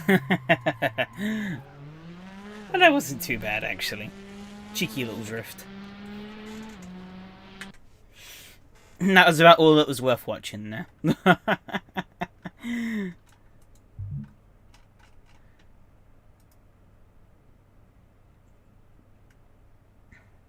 Not worth the risk. Worth the risk indeed. Brands Hatch the Bimmer next. That's going to be a lot of fun. Also, hey Gear, how's it going? I don't know how long you've been here, but my brain has only just clocked on.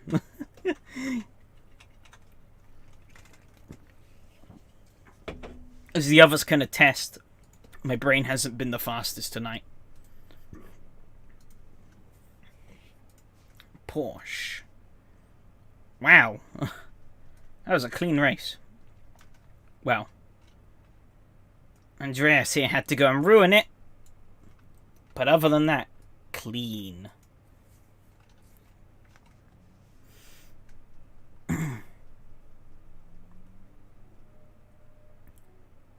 Also just a load of straight lines in the middle.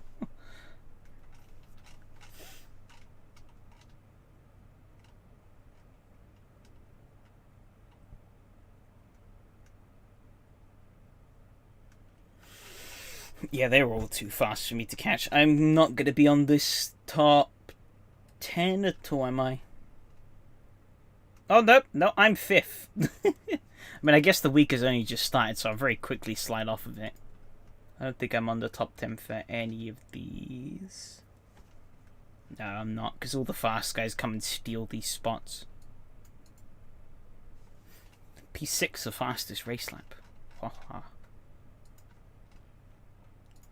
About the overall championship standings. P6. But that's just because Tadej hasn't raced. So. Tadej, Matteo haven't raced. So they will definitely jump me. Well, my point's 423. Eduardo probably can as well as Evgeny when he gets around to it.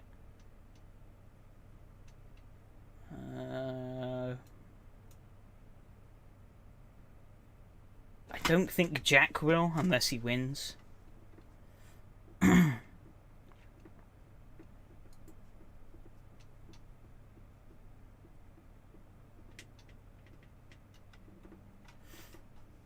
So yeah, I'm definitely going to lose some spots there.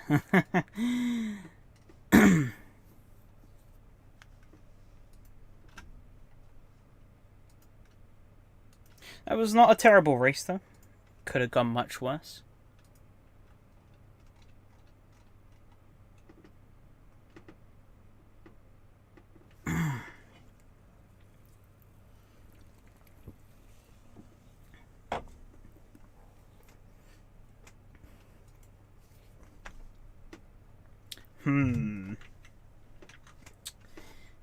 Have some dead air to fill. Now, I could practice. But this is me. So we don't do that.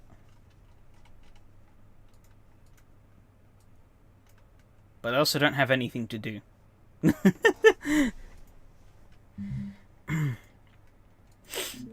Any wild ideas people want to throw at me? Any, like, stupid combos to try in the downtime?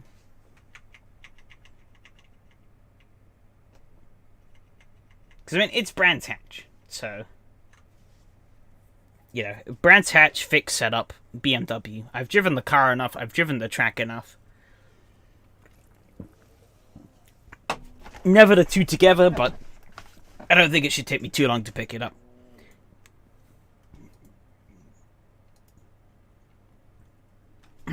Oh, yeah. Bloody hell. My home race, close enough. Close enough. I think Brands Hatch is about... It's a little over an hour away from my home.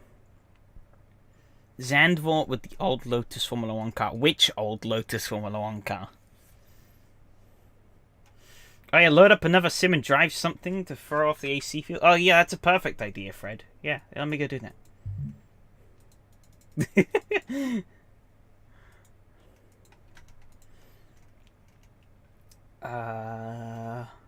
What can I boot up?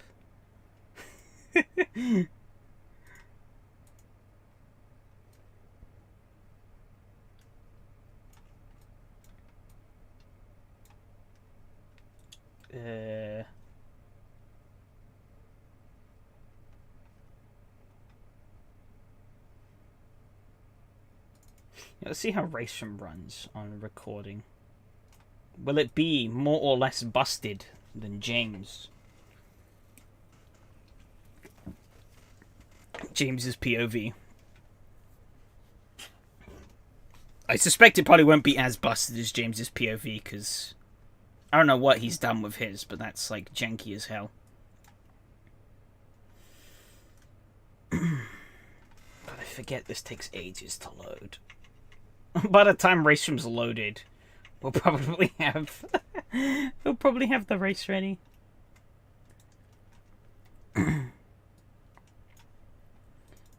Damn it, Strimmer. Hey, Fred suggested a better idea.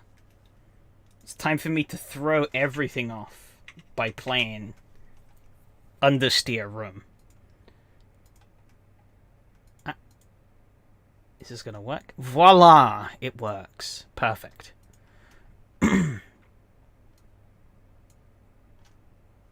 Well, you know what? We can go and try. Apparently they updated.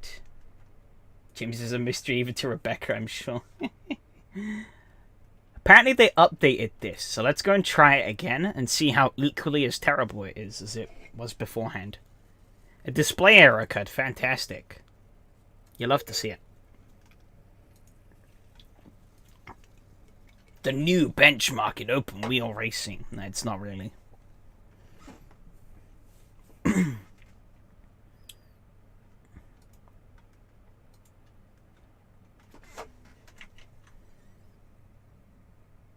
Yeah, there was a patch to it, yeah. Yeah, it's the 2022 Formula 1 car, but it handles like poo. Or well, it did, but they've supposedly updated it now, so it might be better. Go Portimao.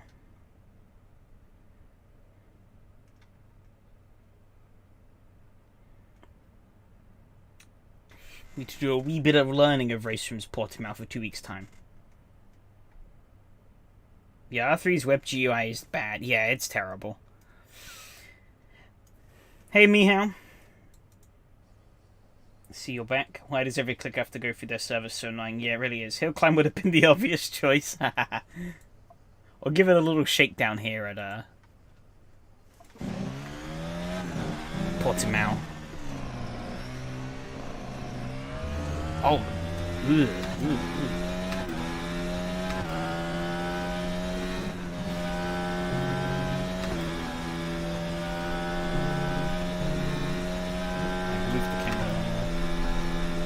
Oh my god.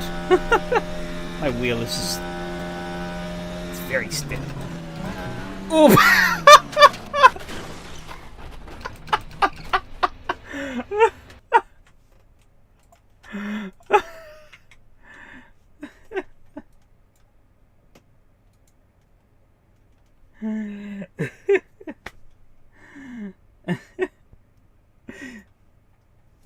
Perfect. Oh wait, shit. I don't. Oh, I wanna turn down the force feedback because it's at 1. What kind of nonsense is this? It was grinding like you couldn't believe. You know, I'm also gonna turn this all the way up because this is gonna go horrendously bad. Because the car already has like the most ridiculous amount of. Oh no, it just doesn't turn anymore. The exact opposite happened to what I was expecting.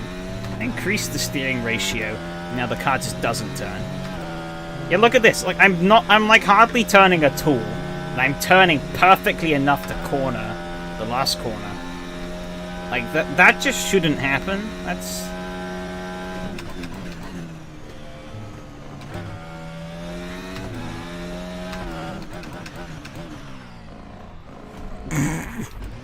God damn. It just feels so bad.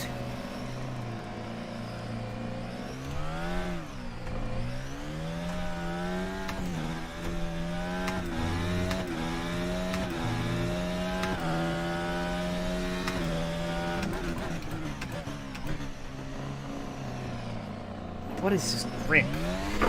And then, yeah, it's like, it has so much front grip. And then you get on the throttle expecting it to also have that same grip on the rear. Nope, it's like ice on the rear. Fuck you, you spin. Also, Race Room is amazing, and I actually can't see the chat window right now. It doesn't want to overlay over my Race Room window, so I have to tab out if I want to look at the chat, which is also great. My god. Yeah, you know what? Fuck it. We're out of here. I'm out of here. Halo in action, yeah. Should have spent time and money bringing MX-5 to RF3 instead, yeah. It's oh my god, it's just terrible. No one said anything useful anyways. True, true.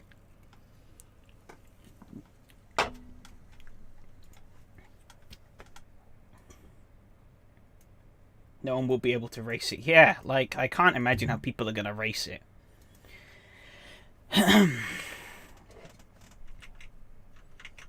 You know what? For a comparison, let's grab... yeah, the Formula 2000 V10. Because that thing has no traction control, a buttload of torque, and less downforce. And I'm going to take it to Grobnik, because that's a very sensible idea. And we're going to see how I compare. This car, in theory, should be much harder to control in every way, shape, and form. And I'm at a track that this car is not suited to at all, so I should be bouncing all over the place. Camera view's a bit too low, but I can live with it. Shaggy. Wow, would you look at that? Oh.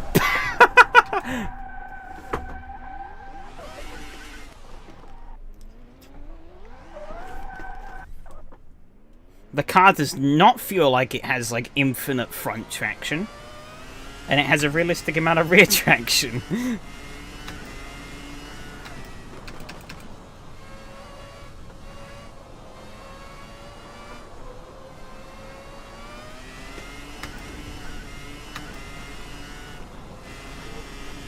Blame the camera, it's too low. Oh, bump.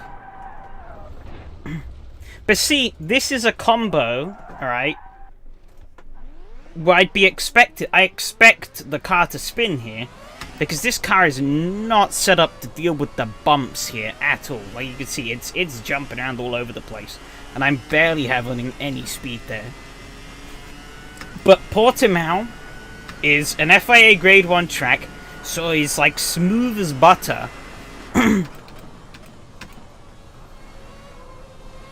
And the F1 FRX 22, you know, has more downforce and grip than this thing ever will. But like I can like,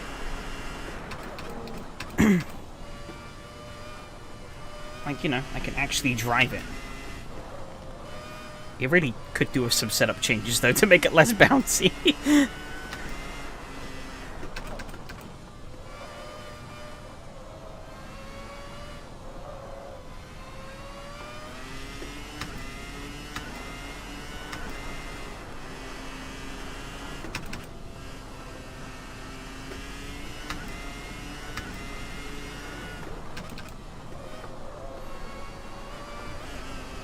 Oh my god, giant bump.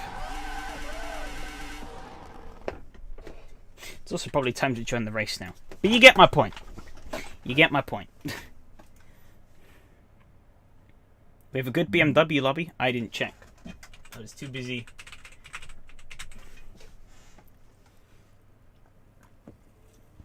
Too busy making a fool of myself spinning Formula 1 cars.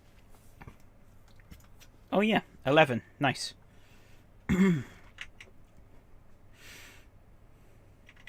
I should also close AutoHUD. I don't need that for AC. Get out of here.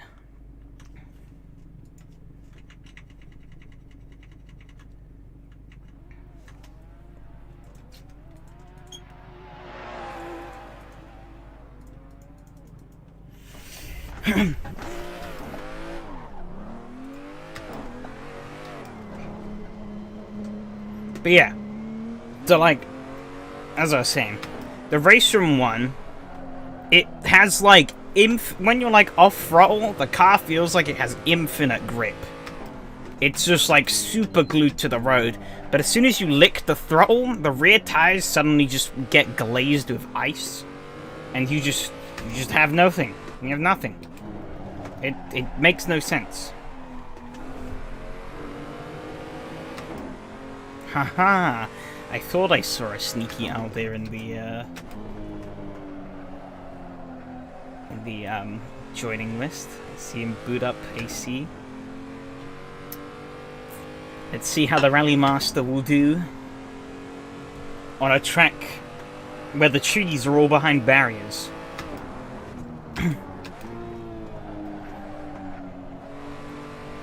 There is actually space for more than one car on the road.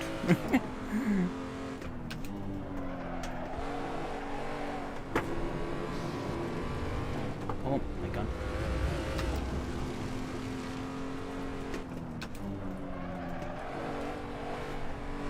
I forget how much this car likes to step out on the rear end. Ha.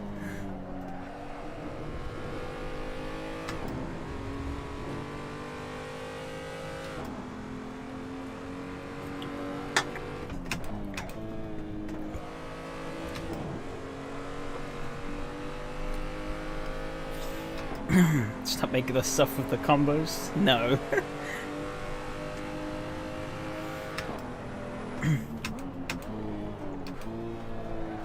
Actually, thinking about it, I just remembered.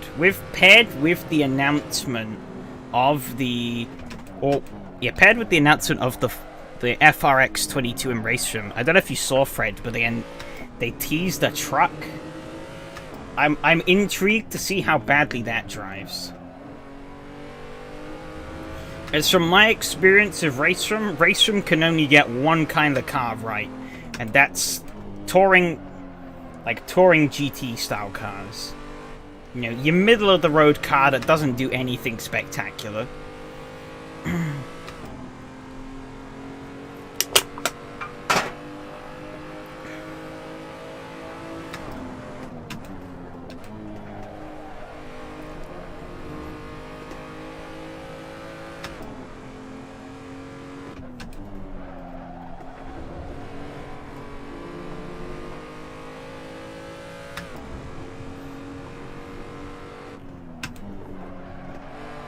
Too much speed there. That's okay.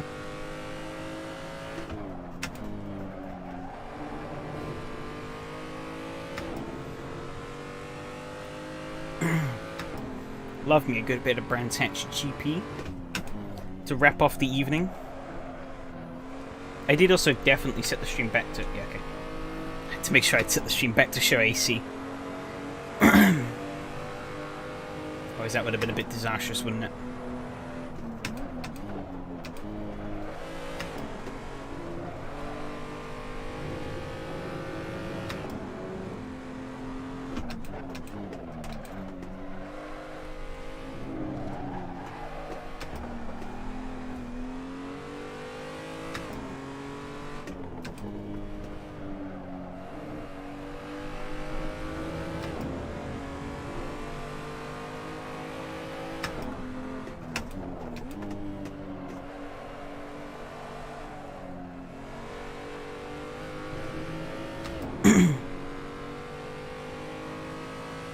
The green Laguna looks weird. The better Laguna. It's not to say Laguna's bad, but this track is just better. Fuck. Caught a little slip. I'm used to just like fucking sending it here. But I guess with the BMW I need to be a little more measured. I could still send it, but I can't send it as hard. Otherwise I'm just gonna fly off the road.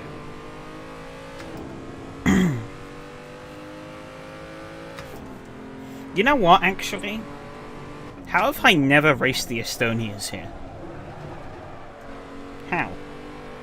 How have I managed that? The Estonias would be fucking awesome around here, I reckon.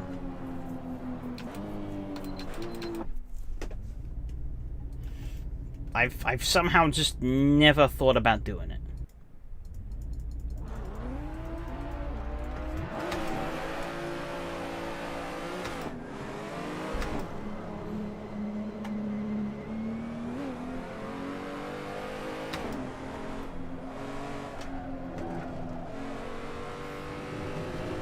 Yeah, exactly. It should be an amazing combo.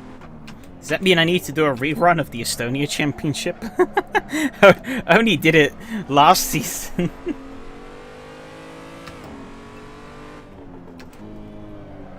I guess I could go back to the 25, but... Still not fully sure on what I want my next championship to be. I have a couple of ideas in the pipeline that I think could be good candidates. The issue I'm also having as well, there's more than, yeah, there's the Estonia 25, which is what James ran a few seasons ago. It's what my profile picture is, and it's also the it's also the series where I got my SRS championship. And then there's the car I ran last season, which is the Estonia 21, which is slightly older, doesn't have as much power, doesn't have as much grip, but it has the ground effect, which makes it interesting. And then you have the Estonia 20, which I haven't really driven much, so I can't say much about it. I think there's also an Estonia 18, which is like an old Soviet, like, cigar car. And then there's the Estonia 3, which is even older than all of those. Those are all the Estonias I know of that are available for AC. 21 and 25 are definitely the standout too, though.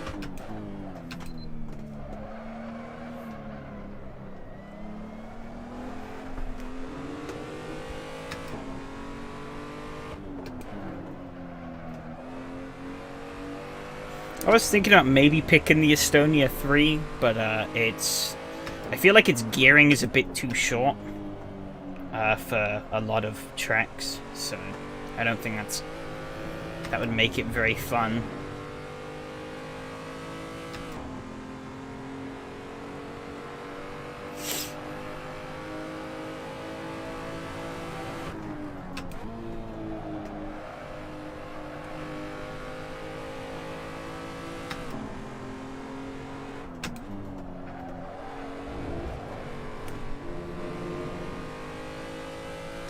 However, one idea I do have in my backlog of ideas, or back catalogue of ideas, is actually doing a rerun of the Euro NASCAR Championship. I feel like the tracks James picked, well, there were some good picks in there, but I do feel like some of the tracks James picked didn't quite do the car full justice. So I kind of want to bring it back out and pick some tracks that would be more suited to how the car is. Because Euro NASCAR is a lot of fun.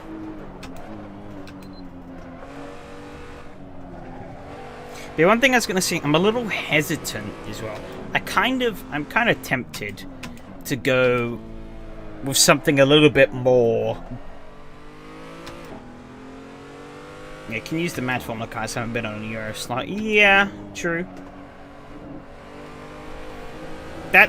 I guess that's maybe more of a next season idea. Leave it a couple of seasons since Zero Bandwidth's championship.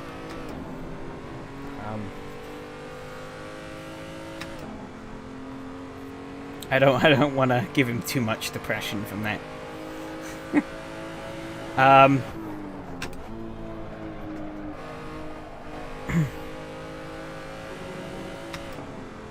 Yeah, as I was saying, I kind of want to go down the avenue of picking something with a bit more grunt. However, the issue I run into is that I don't know how well the audience at this time slot that I have currently, which used to be the James time slot, will receive those kind of cars. Because obviously, it's the old James time slot, and James never really run anything with, like, high power. Because, well, we saw how it went when he tried driving those hypercars.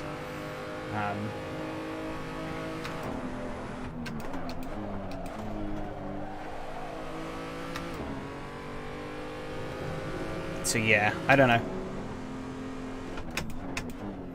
Because I definitely have sort of...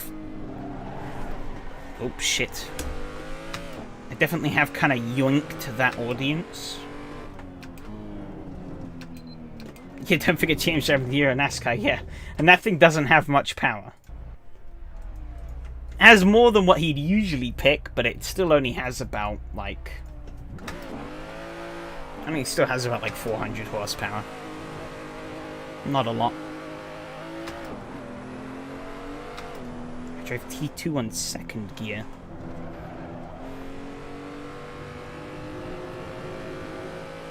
There's going to be another one of those instances where people are like, oh yes, I drive this corner on a higher gear than you do. Oh no, that actually does work, okay. I was going to say, there have been several times that people are like, oh yeah, don't do this corner in this gear. I try and take the corner in the gear they tell me to, and it's like, bro, this just doesn't work. Oh, T2 on third gear? I read that wrong. Fuck. I don't know how you do third gear. Second gear feels right for me. Maybe that's where I'm losing all my time. Actually, you're not even in this race. Damn. I'm not gonna win though, because other faster guys have taken your place. Starting on soft and zero stop. There is no soft tire, so if you can magic up for me a soft tire that I can run in the race, I'll willingly take it. Give me a nice advantage.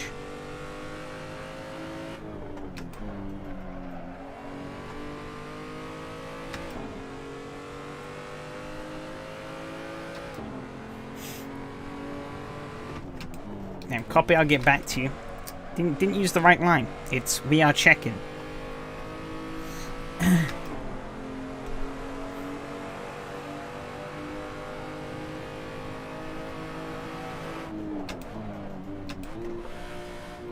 I downshifted a bit too early there. No tire checking. Alright, should I be House suggestion? That feels very weird. But I gained time, so I guess it kind of works. I don't know.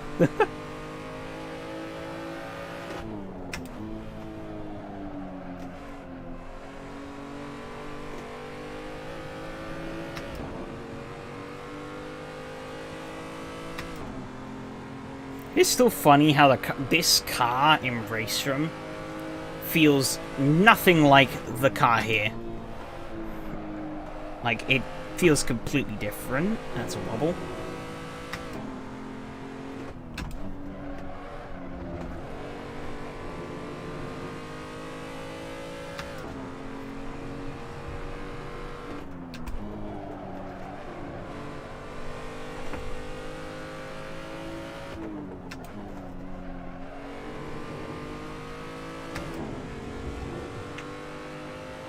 Damn, Rico and Alexei picked up the slack.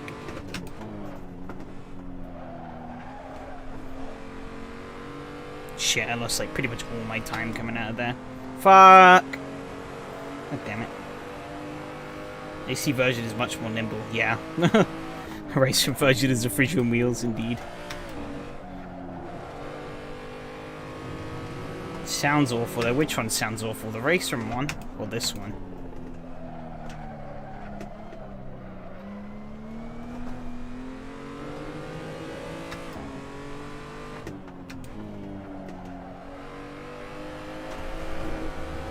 don't think this one sounds too bad. I don't remember what the race room one sounds like, though. I don't think there's anything impressive. Why is your tire doo-doo yellow color? Because it's slightly warm. Lukewarm.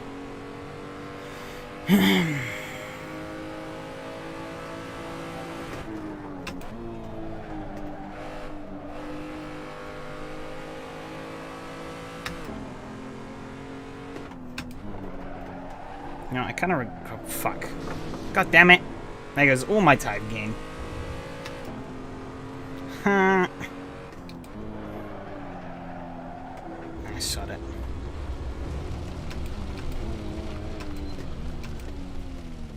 Whatever.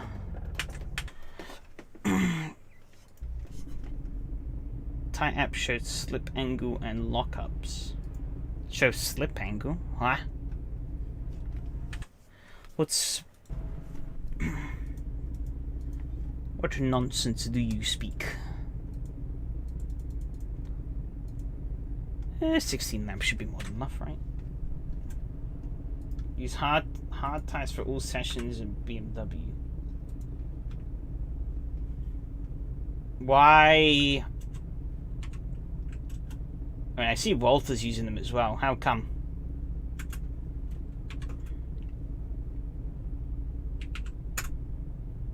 Laps, okay. So 16 is way too much.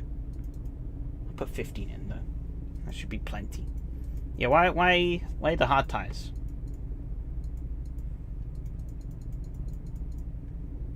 I'm genuinely curious. Meds die fast? Really?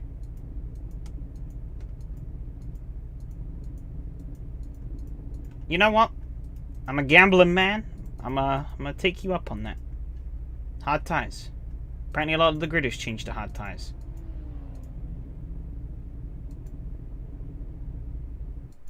So maybe I'm a gambling man by running the mediums. Gain only on start, but for half the race, hards are better. Okay. Well, this will be an interesting test then.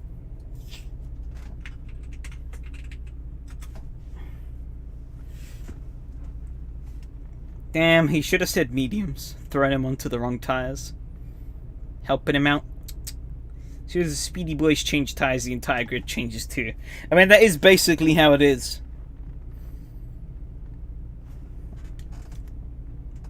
M2 of the interesting starting grid steering angle. Oh, he fixed it. Aren't you meant to not check SRS the key? Yeah, it's like a really old rule, I guess. It really doesn't matter. Like, I think it's just there in case if you say something offensive on chat. Like, it's basically a blanket rule, so Enrique can ban you for it.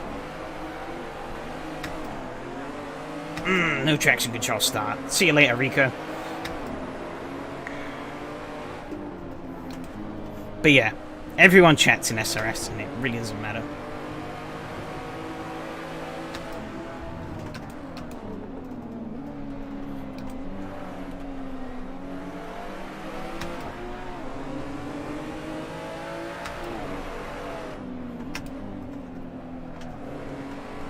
My strategy paid off. Cheers for the luck, everyone. I don't know if the stream's delayed, but I've already started, and I've already gone through a few corners. If there is delay, I blame Raceroom for it. Imagine if Fryer was fast, the entire grid of wonky strats. No luck, only sends? Okay. I'll try, Fred. Well, I've already made a couple, so...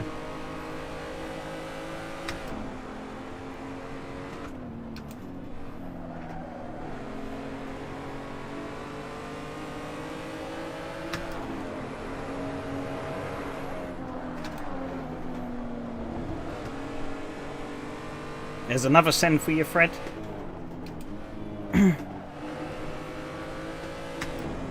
the hards are feeling really good, though. Holy shit. I'd almost want to say the car feels more stable on the hard tires.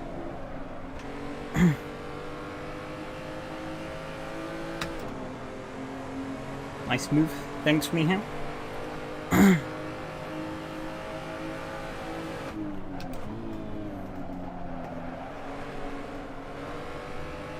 I'm probably going to lose it soon, but I've got it for the time being.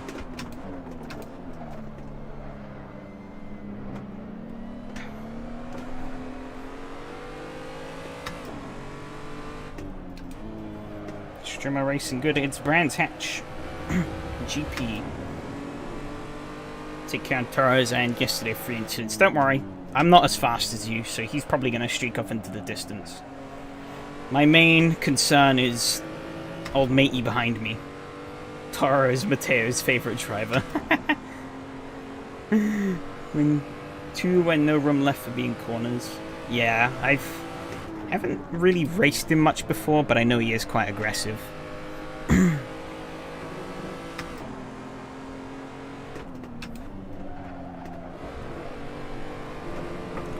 Wee bit too much throttle there.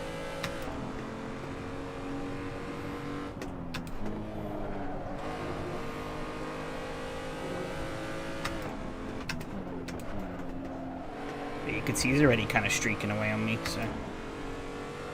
His last name is Bull in Spanish here, literally. It makes me look like a saint. Well, if he makes you look like a saint, then, I guess it's good he's quicker than me, then.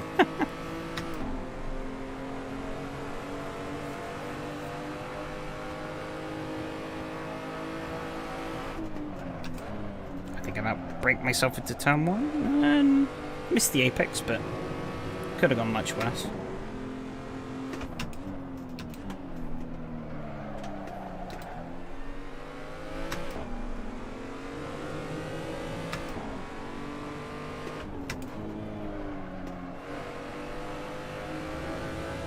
He's got very wide there, that's going to screw him.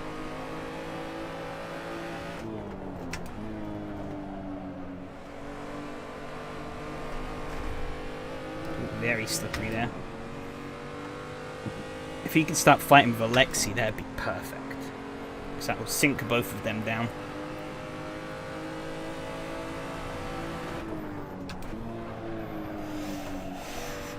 Actually, you say his name is Bull in Spanish. I'm pretty certain he also is Spanish, so checks out.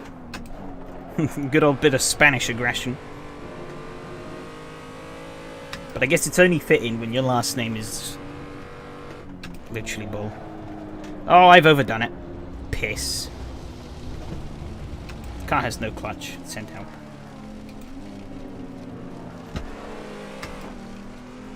Shit. There's a car on my outside, so I couldn't really go to the outside.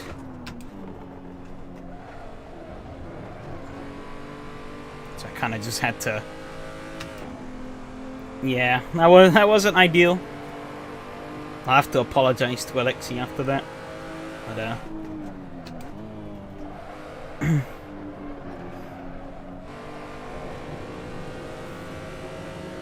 so that wasn't...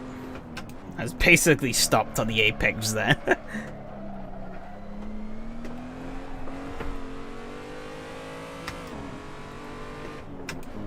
Ah.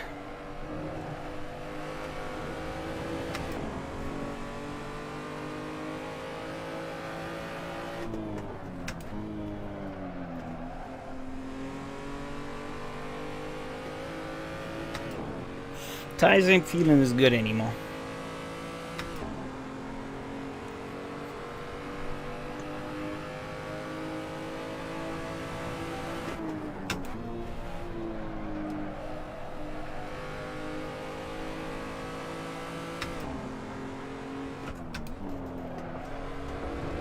That was risking it.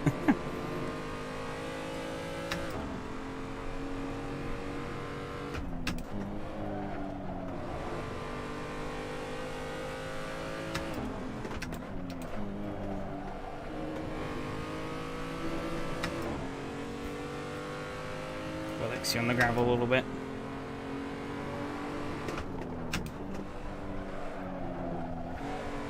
Oh, he's off in the gravel up ahead as well.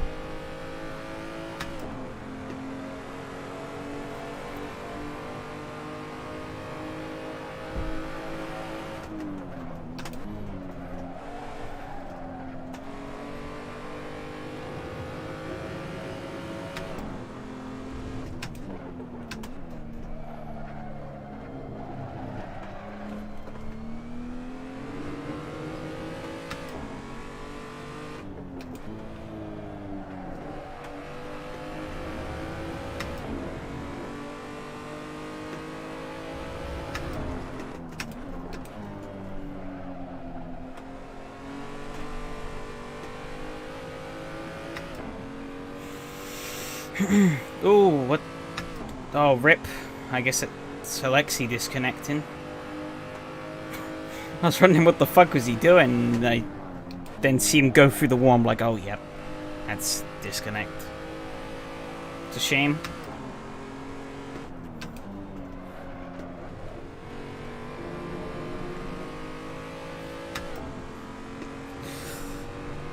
It's always funny when that happens, or when you see it happen. It's a shame, but it's always funny to watch happen. You just see a car just no clip through the wall. Easy gone. Well, because if you park it on the apex.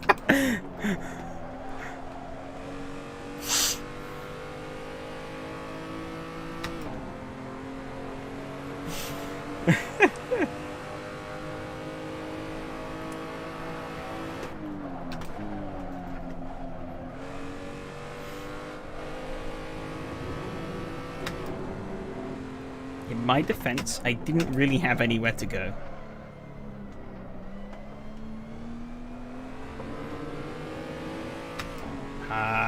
Disconnected rip, yeah. I saw that happen in the mirror.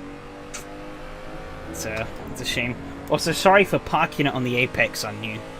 I had a penalty that I had to serve, and your man in second place was on my outside, so I kind of had to sit on the inside and then ended up in the corner.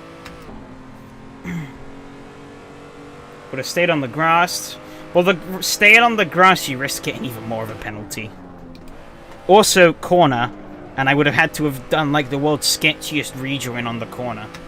I'd rather be on track and just going slow than being off track and sliding onto the track at a really bad point. You know?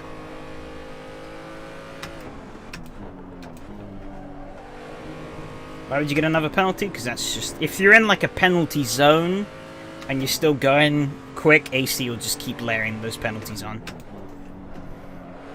Just how it is. AC's penalty system isn't all that smart.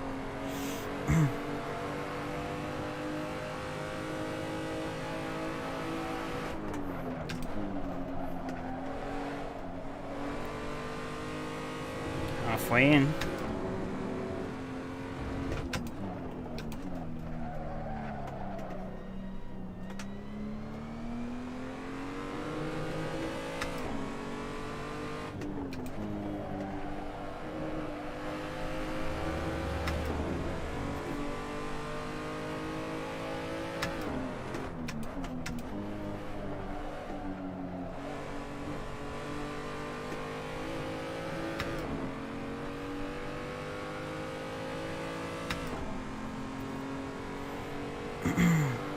Pretty sure a newbie programmer could write a better penalty system. We don't even need to be good at coding. It's just, it's logic. Logic is the problem. Whoever came up with the logic behind the system is bad. Like, the system works perfectly within the logic that has been set. It just, the logic is shit. It's an Italian game, no logic. Exactly.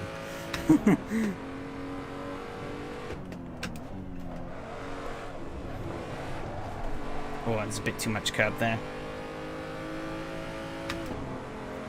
Only feeling.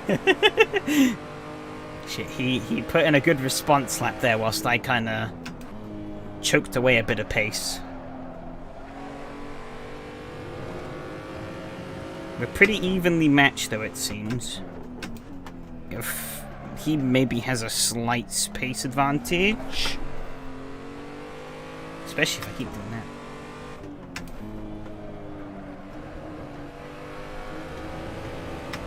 Maybe Ferrari team helped a lot developing an AC.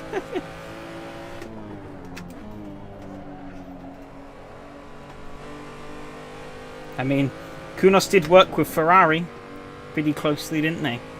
They even made a Ferrari sim at one point. Yeah, that would explain so much.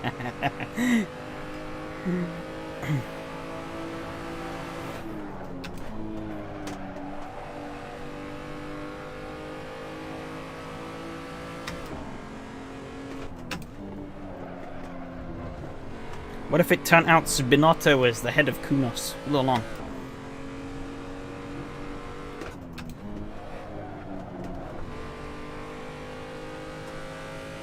Oh, he's bottled it. That's a good save, though. He could have lost a lot more there. I was expecting him to keep going off into the gravel.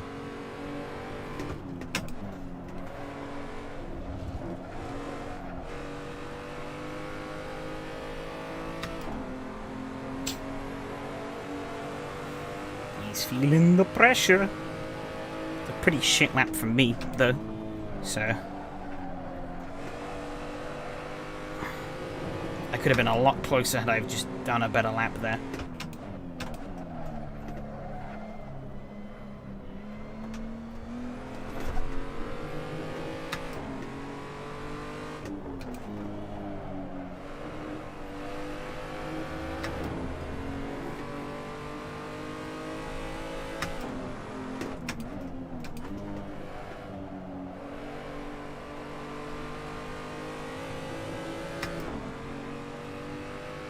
You know, Ferrari Sim thing is literally unplayable now. Doesn't surprise me.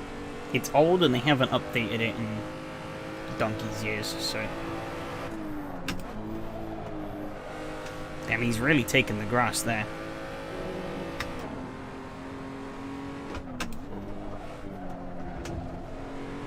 Well, he's pushing it, but it's not working. He's going wide on all of these corners. I think he's trying to brake a little too deep.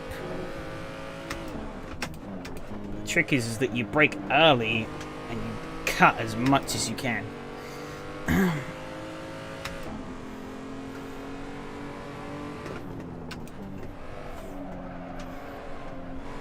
Driving the Fiesta rally car here was a really good lesson on where the track limits are.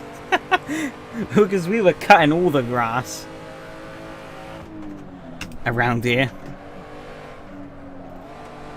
That was a fun race, though. I mean, I just love driving this track in general. Brands Hatch GP is so much fun. Bit of a shit exit from me there. Very shit exit.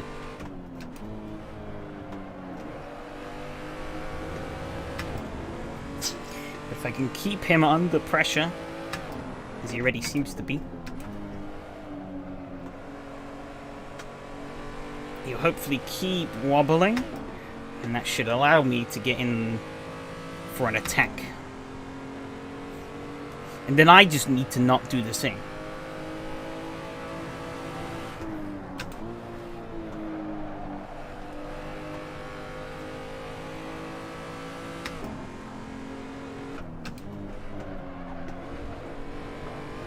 I really like short technical and fun tracks to do a long laps and learn quicker.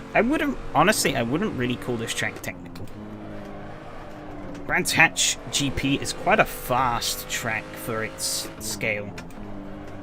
I made a right hash of that, but he really didn't get away from me. I made a right hash of that too, and he really didn't get away from me. Well, if you're talking about Avos, only the like more, it's like final incarnation. That's the only one that's really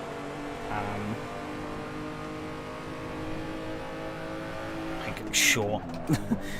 Original Avos is quite long. Okay, so there's probably about 3 laps left. We got a big wobble on out of there.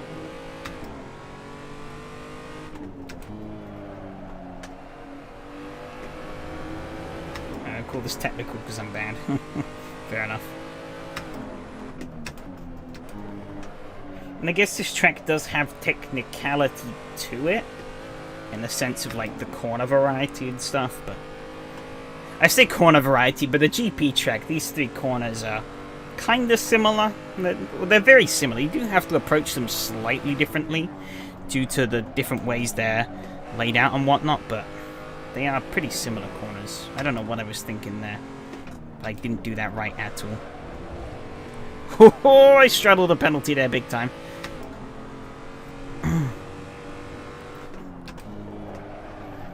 Ascend was made, risks were taken.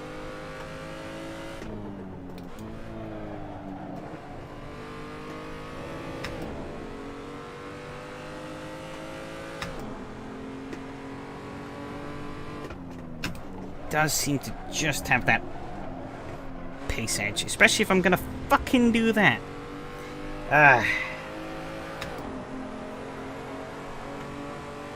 Darn.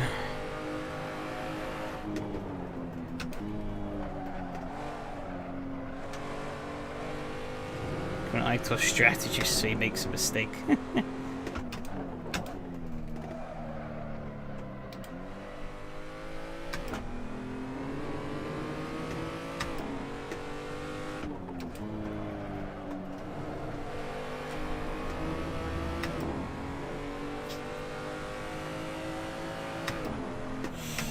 Issues as well is I have my window closed and I don't have the fan on, and it's surprisingly toasty in here. So I am like, even though it's not like that hot, I am like actually kind of melting here. Locked up in like a small room. It's bigger than James's cupboard, granted, but it's not massive by any means. This loft space where my PC resides. Yeah, I think unless he fucks up big time, he's got this. And he nearly has on a couple of occasions.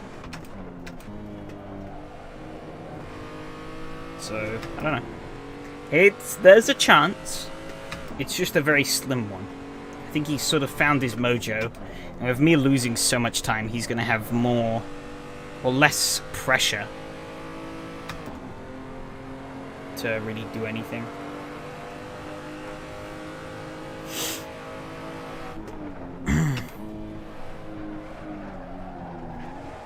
I'm gonna get that line very wrong. Light lick at the gravel, but didn't lose too much out of that.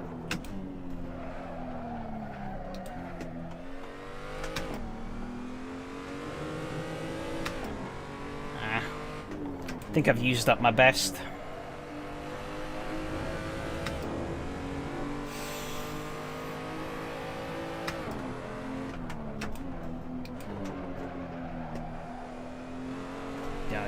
I've really used up my best here.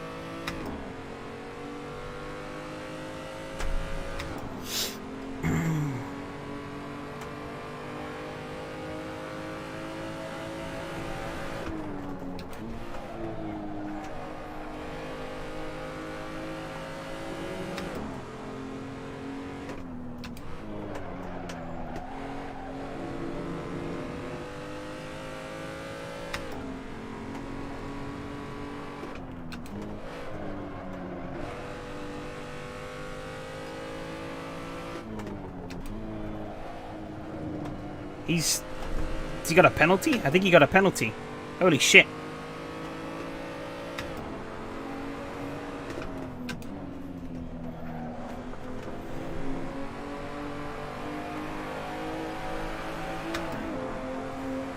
Holy shit, this is gonna be close. Come on! Ah, I think he just got it. Fuck! Ah. Damn. Oh. Oh.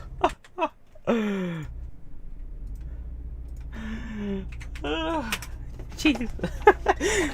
Oh, 2 100s. Ah. We're so freaking close. So close.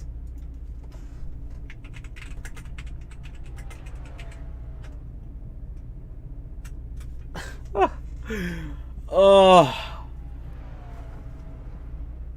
it's like an inch.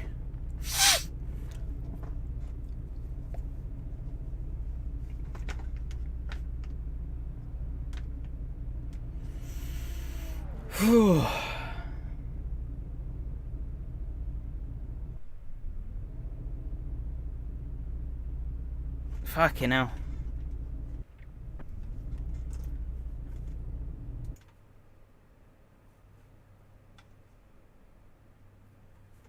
That was a good race and the night.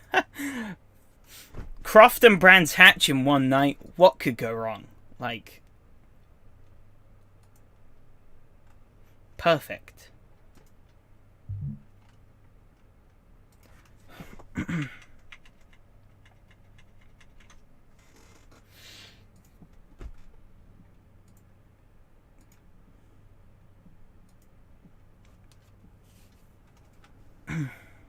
Now imagine, had I not have been spinning out in race room, and instead practice. Imagine, I probably could have done that. I probably could have pulled off the P2. Alas. I probably would have used up too much. I'd run out of talent at the end there, I'll be honest. I was just keeping it clean and getting to the finish. But it had a good start. Jumped Rico. I assume Rico left his traction control on. I took the... It was a bit of a interesting strategy, you could say, but I took the outside on Alexei. Because he squared himself off too hard, which gave me the run down the hill. Perfect spot to take the inside into this corner. I don't think I've ever done that before, but that was a pretty textbook move. Yeah, rip Alexei, yeah, it's a huge shame. He was running pretty well. You were running pretty well as well. I think you finished P4 in the end. Yeah, obviously these two are battling a little bit. Aitor went very wide though. And so that opened the door for me. He tries to squeeze me, but he leaves the space. And I sail up the inside. Ooh, that was... that was pretty close. That was pretty close to a penalty.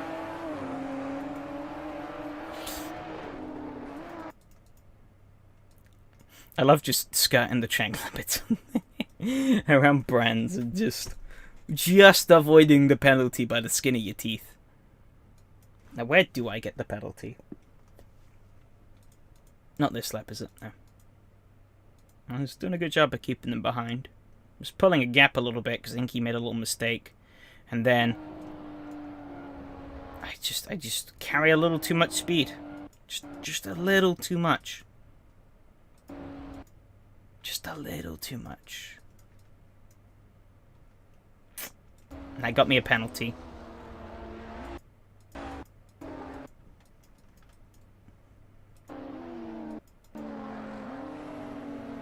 Yeah, again, sorry for kind of being in your way there, but there wasn't really anywhere else I could have gone. I guess maybe I could have jumped on the brakes really hard and let you go by into the turn, but I was trying to minimize the time loss. So I was trying to hold... Yeah, I was like, I'm kind of stuck on the inside, so I'll try and take that, and then hopefully you would go around by outside, but it wasn't, so... Yeah, that was my bad. It's good to have another racing this week. Oh, what, are you doing this race again, then? I guess. Well, I guess, yeah, you want to actually finish it. Yeah, because that was mega unfortunate. Where is it? It's a couple of laps.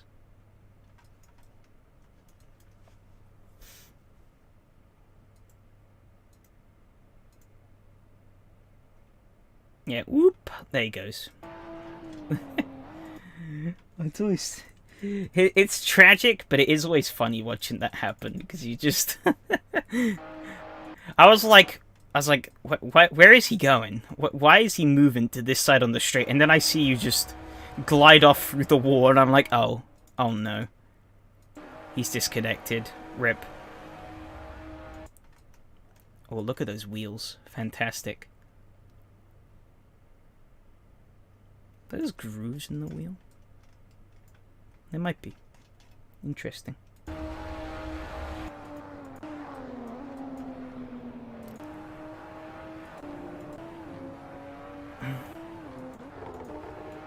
Doesn't beat the, like, 20-meter long, like, suspension coils the M2 had in the Fiesta race. Maybe if we could combine the Bimmer and the fire. Yes, if I have time for it. Fair enough, fair enough. I don't have the time to run this again. Mono tire gun, what do? Where is it? He made a big mistake at one point.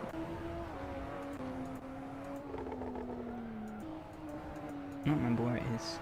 It was a good save, though. Is it this lap?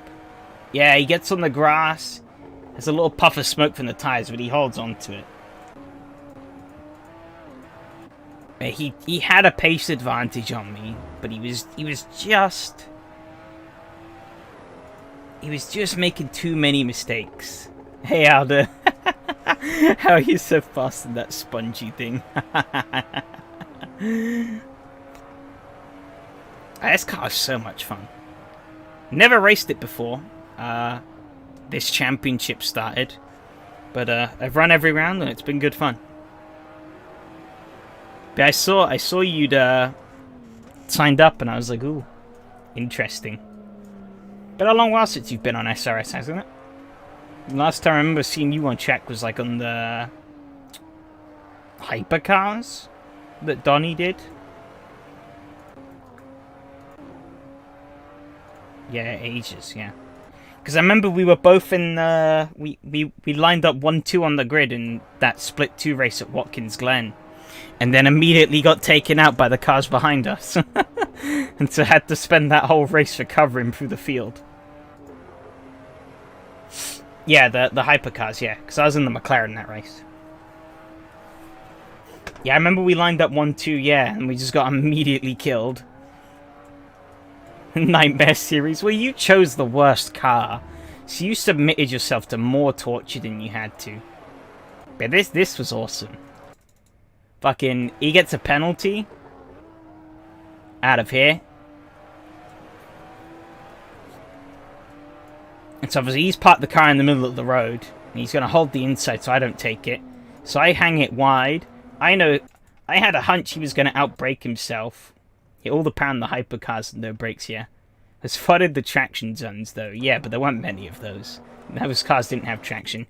Yeah, I kind of figured he was going to outbrake himself a little bit, so I lined the car up, took a very aggressive inside line, and it worked. Pulling alongside him, he's trying to squeeze me down to try sort of stall my momentum and take the air off the car, and that was it. I think his side, he kind of did, he was able to stall us out a bit with the side draft, I think. Yeah, that was all that was in it. Just missed out on second place. By inches. By inches.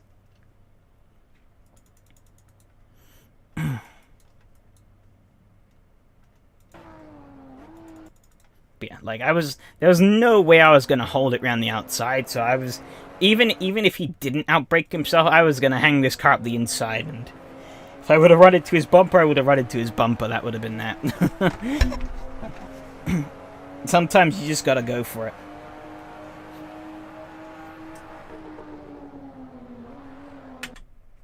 Yeah, that was awesome.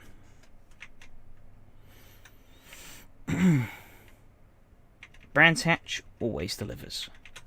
Actually, the one time Brands Hatch didn't deliver was that radical race. Oh, that was terrible.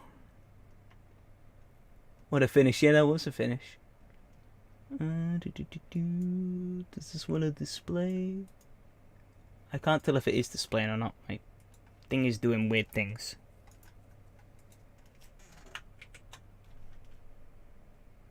Why is my mouse cut? Fuck's sakes.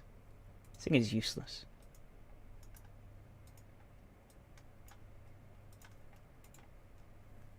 Okay. There we go. Not first BMW race, you have close finish, yeah. Yeah, that race with Juan.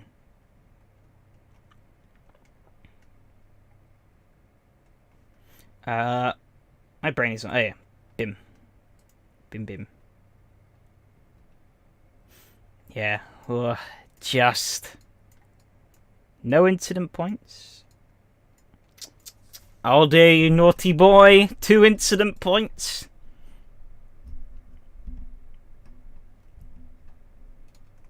Can't believe you. Can't believe you do it. Pretty close pace. 134 for Walter, but if we just ignore him. 135.4 for Aitor, 135.3 for me, so I actually was a little bit quicker than him. Okay, I say there was close pace, but there's literally a second. There's literally a 1 second deficit. Okay, I take that back. But yeah, my consistency was all over the shop if I expand this out. 136, 139, 136, 36, 35, 36, 36, 35, 35, 36, 36, 36. I guess you were doing a lot of 37s. I guess it adds up. What were the positions like though? Yeah, oof. Yeah. Hey, at least you did enough laps to be counted. It's an official race. It counted. Wait, it says you did 12. Huh? How do you do 12 laps? Was you still... That doesn't make sense. Did you rejoin the server? I guess, and keep going? Ah, okay. Okay. Fair enough, fair enough. I mean, to be honest, you didn't need to, because I guess if others maybe retired, but I don't think that was really going to happen. You would have scored some more points if people retired. I mean, you did actually beat the guy in 10th place. But, yeah, you had done enough laps to score points.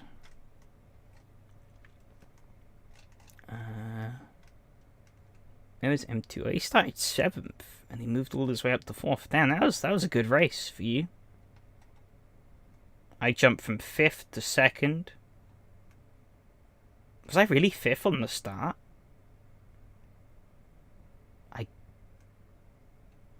I guess I was. I don't know. Eureka got a shit start. Oh, yeah, he didn't have a good first few laps at all. And then he kind of came back a bit towards the end. Where was all the 9th up to 5th? So that was also, yeah, both you and M2 had a good run. To come home 4th and 5th from starting 7th and 9th. It's a pretty decent ground gained. How close were you two at the end? About 3 seconds. What are the fastest laps like? I'm 10th!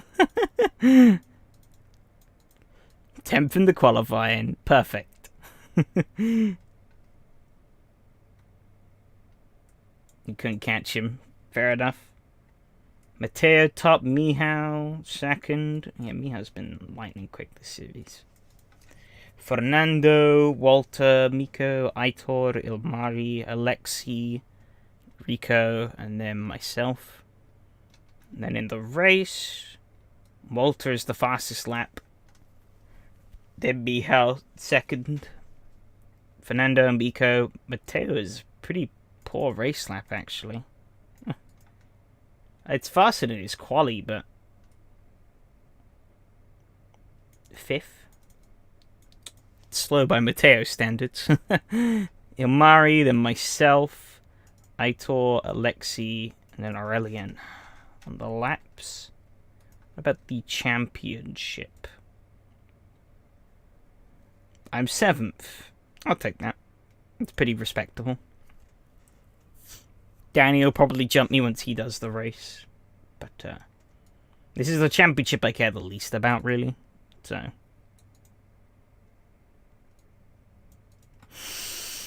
Because, I mean, you see old Mr. Yanak up here with 20 races. I'm not going to do 20 races in a week. Or 20 races, which is like, what? He did it 5 times week 1, 4 times week 2, 4 times week 3, 5 times week 4, twice so far. Yeah, I'm not going to do this race every weekday. So, yeah, I'm never going to win these championships because these guys just spam the races. Well, Matteo hasn't, but Matteo's Matteo, so.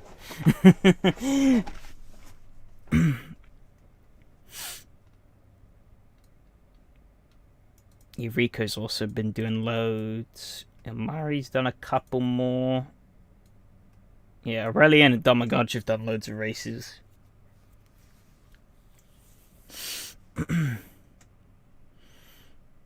Yeah, the thing is, by doing so many races as well, you can kind of... obviously, the fast guys are still stupid quick, but, you know, some people here... Like, I would say probably Domagoj of his 19 races. I think I've been faster than him in pretty much every race I've done against him. But he's been able to run the races and obviously find either put in enough practice time to pick up the pace a bit more, or he's just found a grid where the competition isn't as stiff. I mean, if I look him up here, that's the wrong one. I didn't want to add a bookmark. Shit. Remove. Alright, how many times does he appear? Once. He appears once on this list. How many times do I appear? I only appear 3 times, but that's 3 times more than I really should have. Oh wait, only twice, because the 3rd time's up here. But I'm still on the board at the minute. He is not.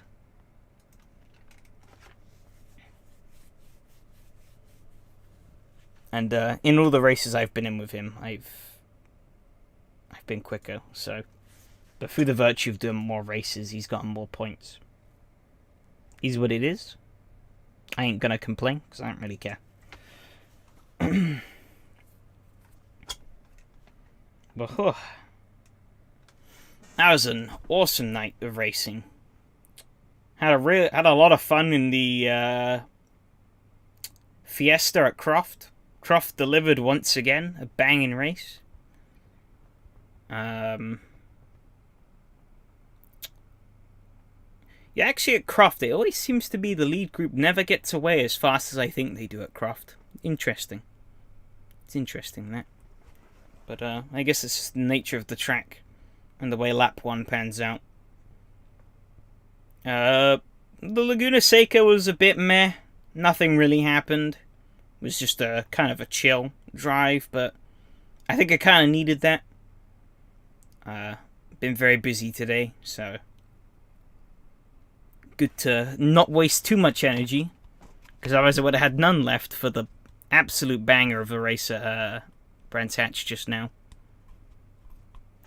What do we have next week for the final week of this championship? What do we have? Obviously, my championship, we're heading to Riverside. Riverside short layout. So that's going to be very juicy. I'm excited for that one. Donnie and Plank's Maseratis are going to Modern Le Mans. That's going to be very interesting. Very interesting indeed. The Porsches, where are the Porsches finishing up? At Chang. I've never raced Chang before, so that'll be interesting.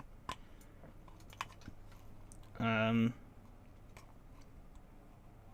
heard it's a pretty decent track. We'll see. We'll see. And then the BMWs, where's the BMW finishing? Smolensk Ring. That's an interesting one. Because that's, I've only raced it once in James's Lada Championship. But it's a pretty cool track. So, should put on some fun there. What's my next series? There's information. I need to... I have a few ideas. I need to sit down and do a load of testing with them, though, on, like, different tracks and whatnot to see what I really want to go for. Issue is, though, I don't have much time. Because tomorrow I'm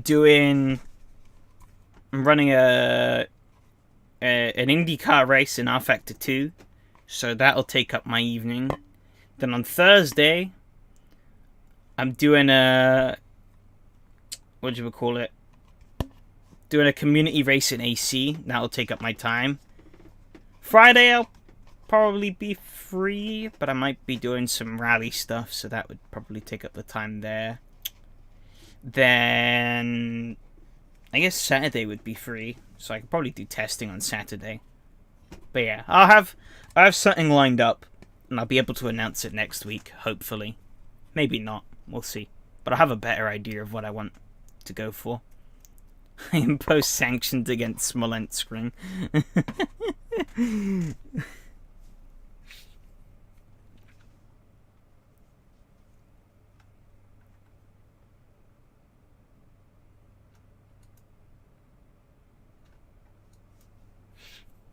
Cursed mods? What do you mean?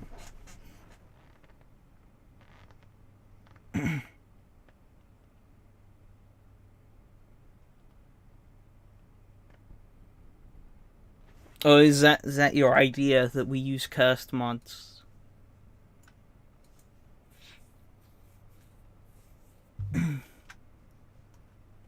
Those weird AC car mods. They are a little bit limited on that ground because there are like some restrictions for SRS. And that's my idea.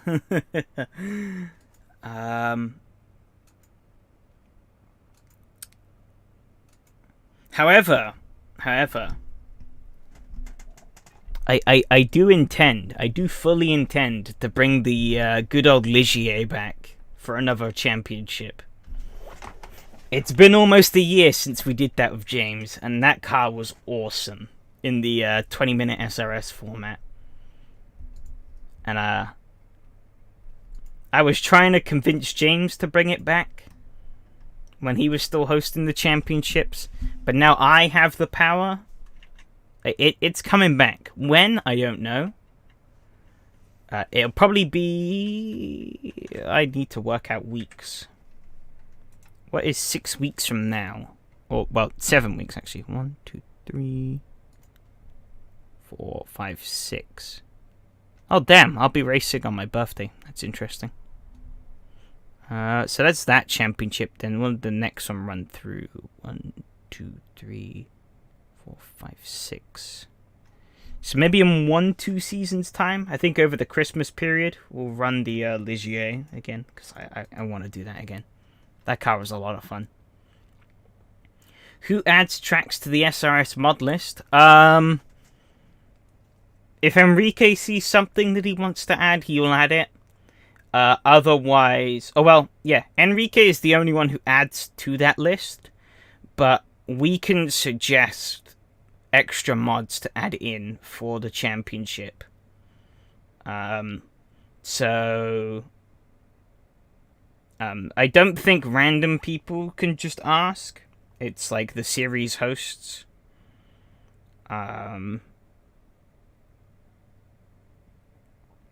But yeah, it's basically just exclusively content that we need for like the series and stuff. So like I added... What track did I add this season? Oh yeah, I added Anglesey to the list this season. I added Oran Park to the list last season. And I added the Fiesta to the list, I guess. Because the Fiesta hasn't been used before. Yeah, it's us, like, series hosts who get extra content added in. Besides what Enrique decides to put in himself. But I don't think he's added any new stuff for a while. I think it's been us lot who have been doing that. And that being said... Which one's Ted Series? Is Ted Series the Ferrari? Or has Ted stopped doing series? I don't know. Because that Ferrari is a new mod. This one here. It's a pretty new mod. The Pesio Ferrari.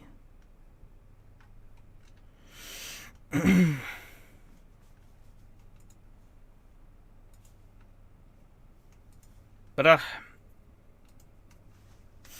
anyways, I am going to wrap the stream up here. That was again, yeah, awesome night of racing. Thank you for everyone who showed up. It was awesome. And hopefully I'll be seeing you guys around for the championship finales next weekend, or next week. And so yeah, that's all from me for now. And I'll see you guys later.